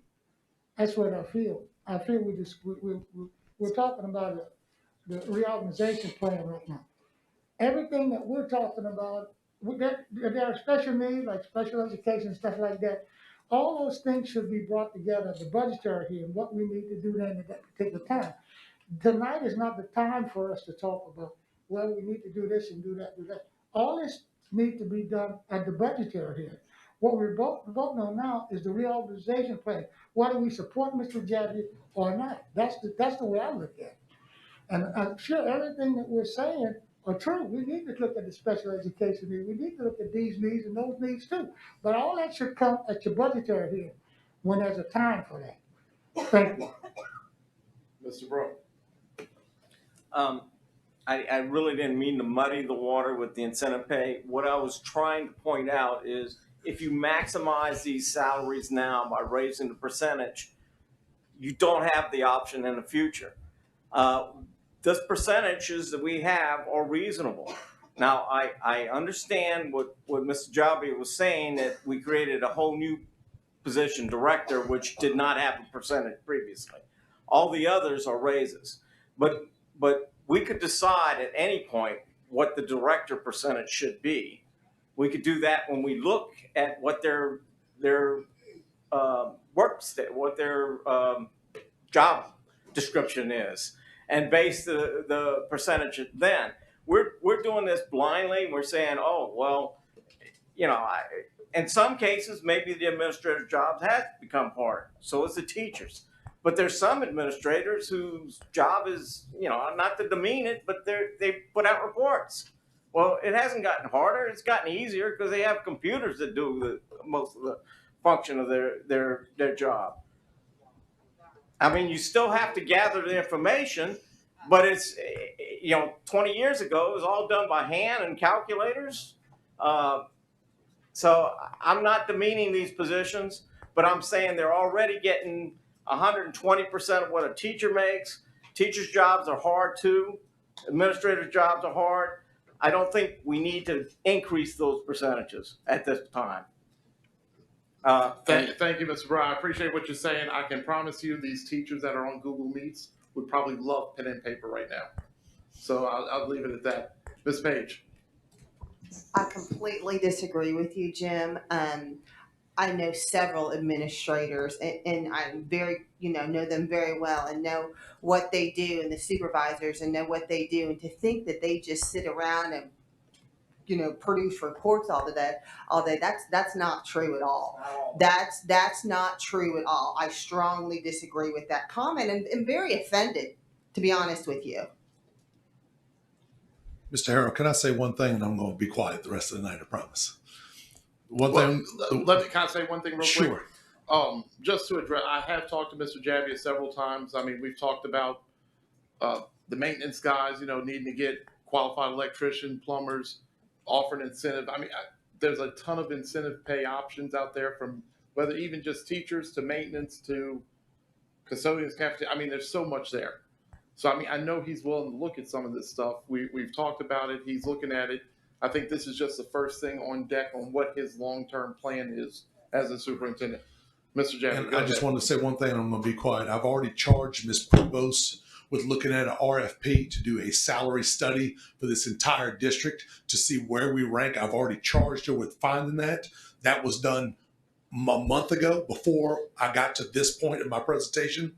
And secondly, our supervisors work 12 months, including holidays, and teachers do not. They work 9 and they're off every holiday. So I want to be very clear on the demands on our supervisors and our people that are in management roles for our school system. Thank you.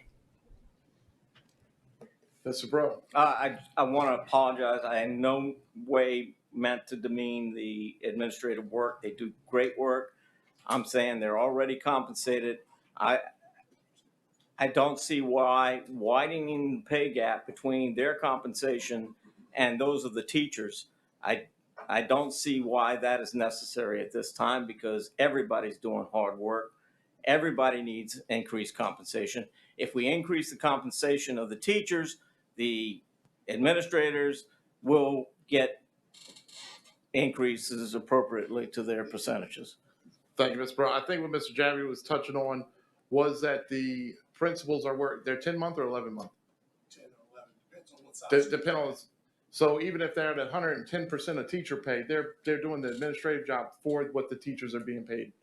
So, I mean, I think there is a justification for increasing. Any additional questions? Mr. Nation. I do have, a couple, since One is, Mr. Jabbia, how did we come to the determination? I know you said you were going to be quiet, but I'm not going to let you. The directors, how did you come to the determination that it needed to be 180% as opposed to another figure? Based on the structure that we have right now, we have to have a chain of command. The assistant superintendents are paid at 195 currently. That's what they are. Supervisors were at 160. We have to give some reason for someone to take on the added responsibilities that we're going to ask these directors to have.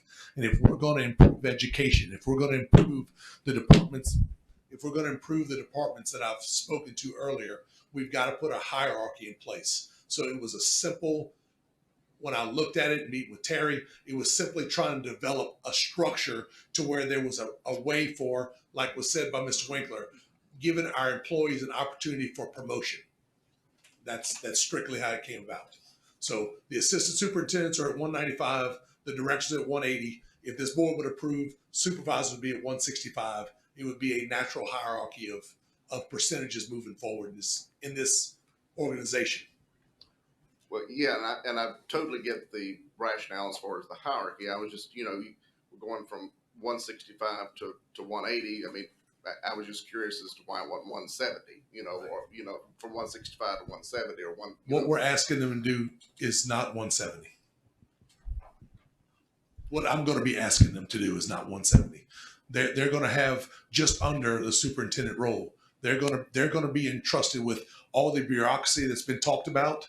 That way I can get our supervisors into the classrooms and into the schools. Right. Okay. And in terms of rising up, I mean, I do want to, and I'm addressing this not to you, but to Mr. Winkler, since he didn't make the comment.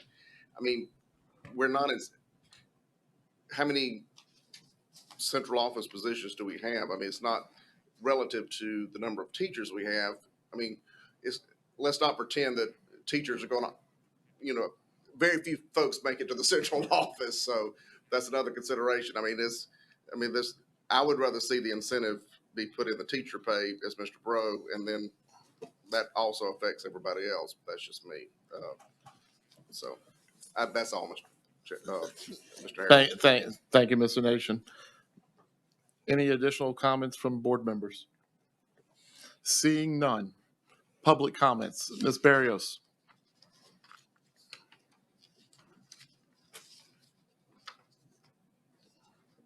So now I'm all of a sudden jump over there and be on Mr. Javia's side, but don't worry, you'll hear from me later. It's pretty clear. I mean, I'll come back with some, anyway. It's pretty clear to me that this whole plan, I think he's justified why this whole plan needs to go together. One part of it is predicated on the other. You've already split it into two votes. I would have objected if I had been allowed to you splitting it again to a part that, well, I don't like this part. Let's divide this proposal to this part so we can vote against this. Laws don't work that way. You don't file a bill and people say, well, I'm a vote. I approve this part of the bill. I vote this. Let's split it up. It doesn't work that way. And this is a cohesive plan. Okay. As far as the administrators pay, and I was never an administrator, a lot of teachers, most teachers don't want to be an administrator for a variety of reasons. It's not about the money. But you all are good at saying that this is a living document. For instance, curriculum. This is a living document. Don't worry that you have objections. This is a living sort of thing too. You all can change it. Mr. Jabb, you can come back and say, I need to adjust this at any time. But you all had no problem paying a very high salary to Mr. Jabbia, and you increase some of his expense accounts too. You're paying him because he's the leader. He makes sure that his administrators do their job properly. It's on him. If you think administrators aren't working for that money that he wants to give them, that's on him. You need to come back with him. So it sounds like he really wants to make this thing work. He's gone to the trouble to set this plan up. And I hope that you all will vote for it unanimously and give him that support. Thank you. Thank you, Ms. Barrios. I'm sure Mr. Jabbia appreciates the support. Mr. Osborne.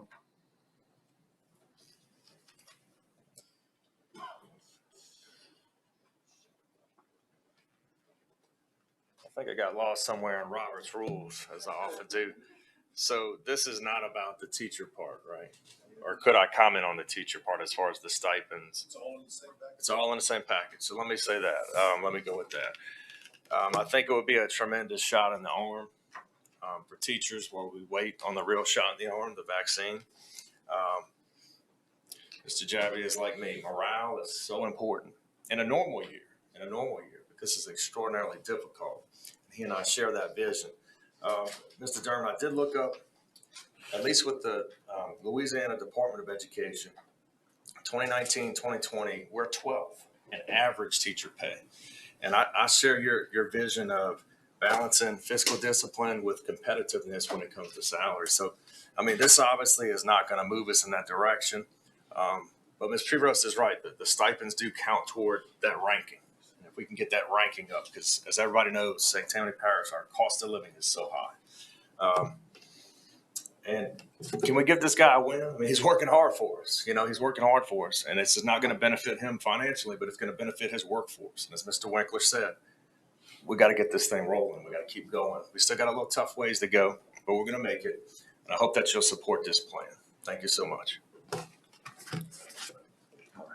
Thank you, sir. Any additional comments from the public? Ms. Canino.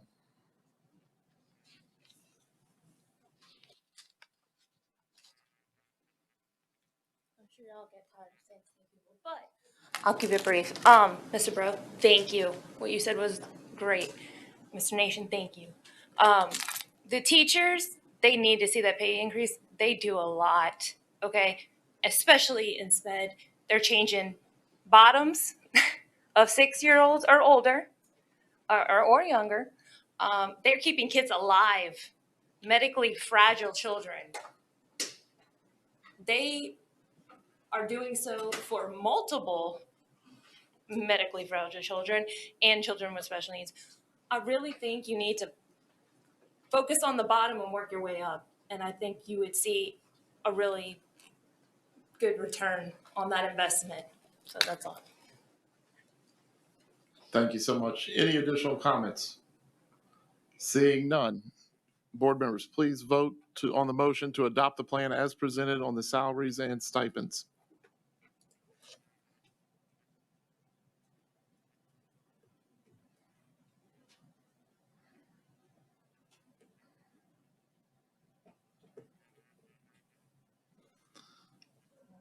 And the plan passes unanimously. Congratulations, Mr. Javia. All right, let's get on with the rest of the meeting. All right, the approval of recommendations from the committee as a whole, Business Affairs Administration. Mr. Green. Thank you, Mr. President. The committee as a whole for Business Affairs Administrative met on February 4th, 2021, and recommends the following. A, we recommend acceptance of the low base bid alternate number 1 and alternate number 2 submitted by J. Reed Constructors, Inc. in the amount of $4,316,900 for the additions at Abita Springs Middle School, STPSB project number 1900. Thank you, Mr. Darwin, for the first. I'll go ahead and give a second. Any comments from board members? Any comments from the public?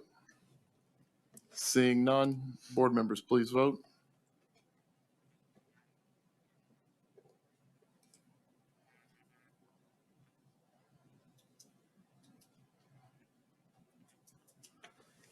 And the motion passes 15-0. Item B, the committee recommends acceptance of the low base bid submitted by JAC Construction of South Louisiana LLC in the amount of $246,234 for the infrastructure for modular classroom buildings at Covington High School, STPSB project number 1922. Ms. Heinz, Mr. Darman, any comments from board members? Any comments from the public? Seeing none, please vote.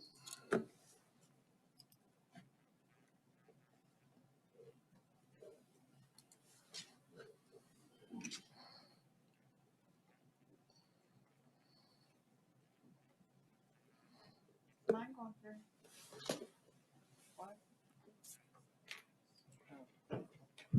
However you want to vote.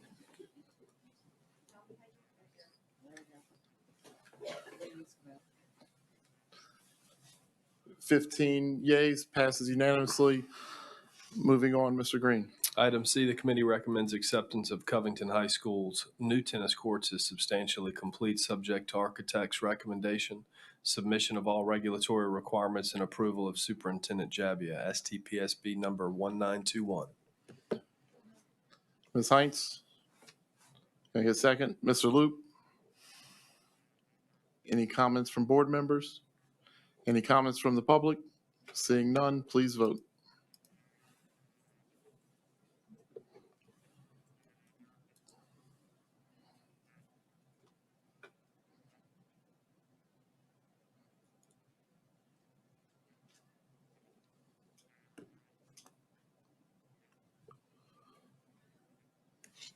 It passes unanimously. Mr. Green. Item D, the committee recommends acceptance of revisions to School Board Policy File DFD, Tax and Bond Elections and Sales, and I so move.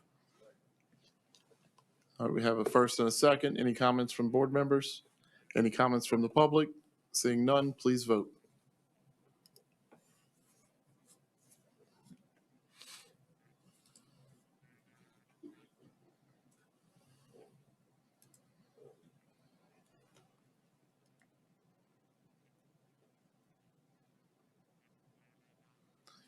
The item passes unanimously. Mr. Green, the next item. Item E, the committee recommends acceptance of revisions to School Board Policy File DFE, Cash Management and Investments. I so move. Can I get a second? Mr. Darman, any comments from board members? Any comments from the public? Seeing none, please vote.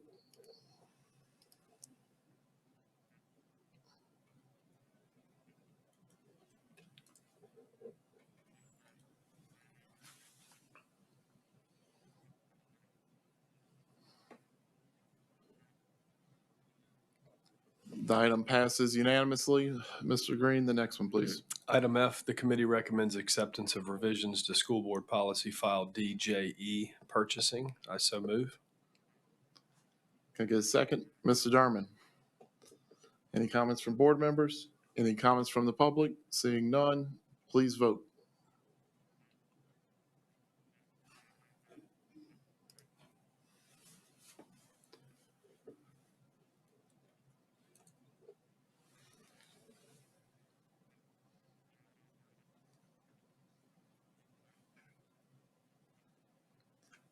The item passes unanimously.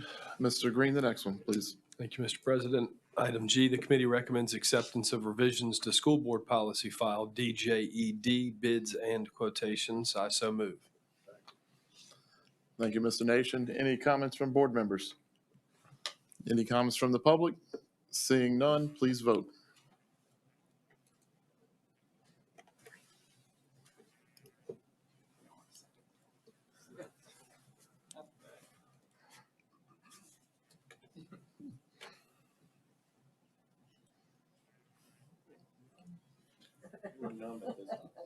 A unanimous support. Next one, Mr. Green, please. Lastly, item H, the committee recommends acceptance of resolution adopting Executive Order JBE 2020-2021 for the purpose of procurement of copyrighted materials and publications. I so move. Second by Mr. Hersey. Any comments from board members? I just want to thank Mr. Green for handling such a good, committee chair there. I appreciate the comments. Any comments from the public? Seeing none, please vote.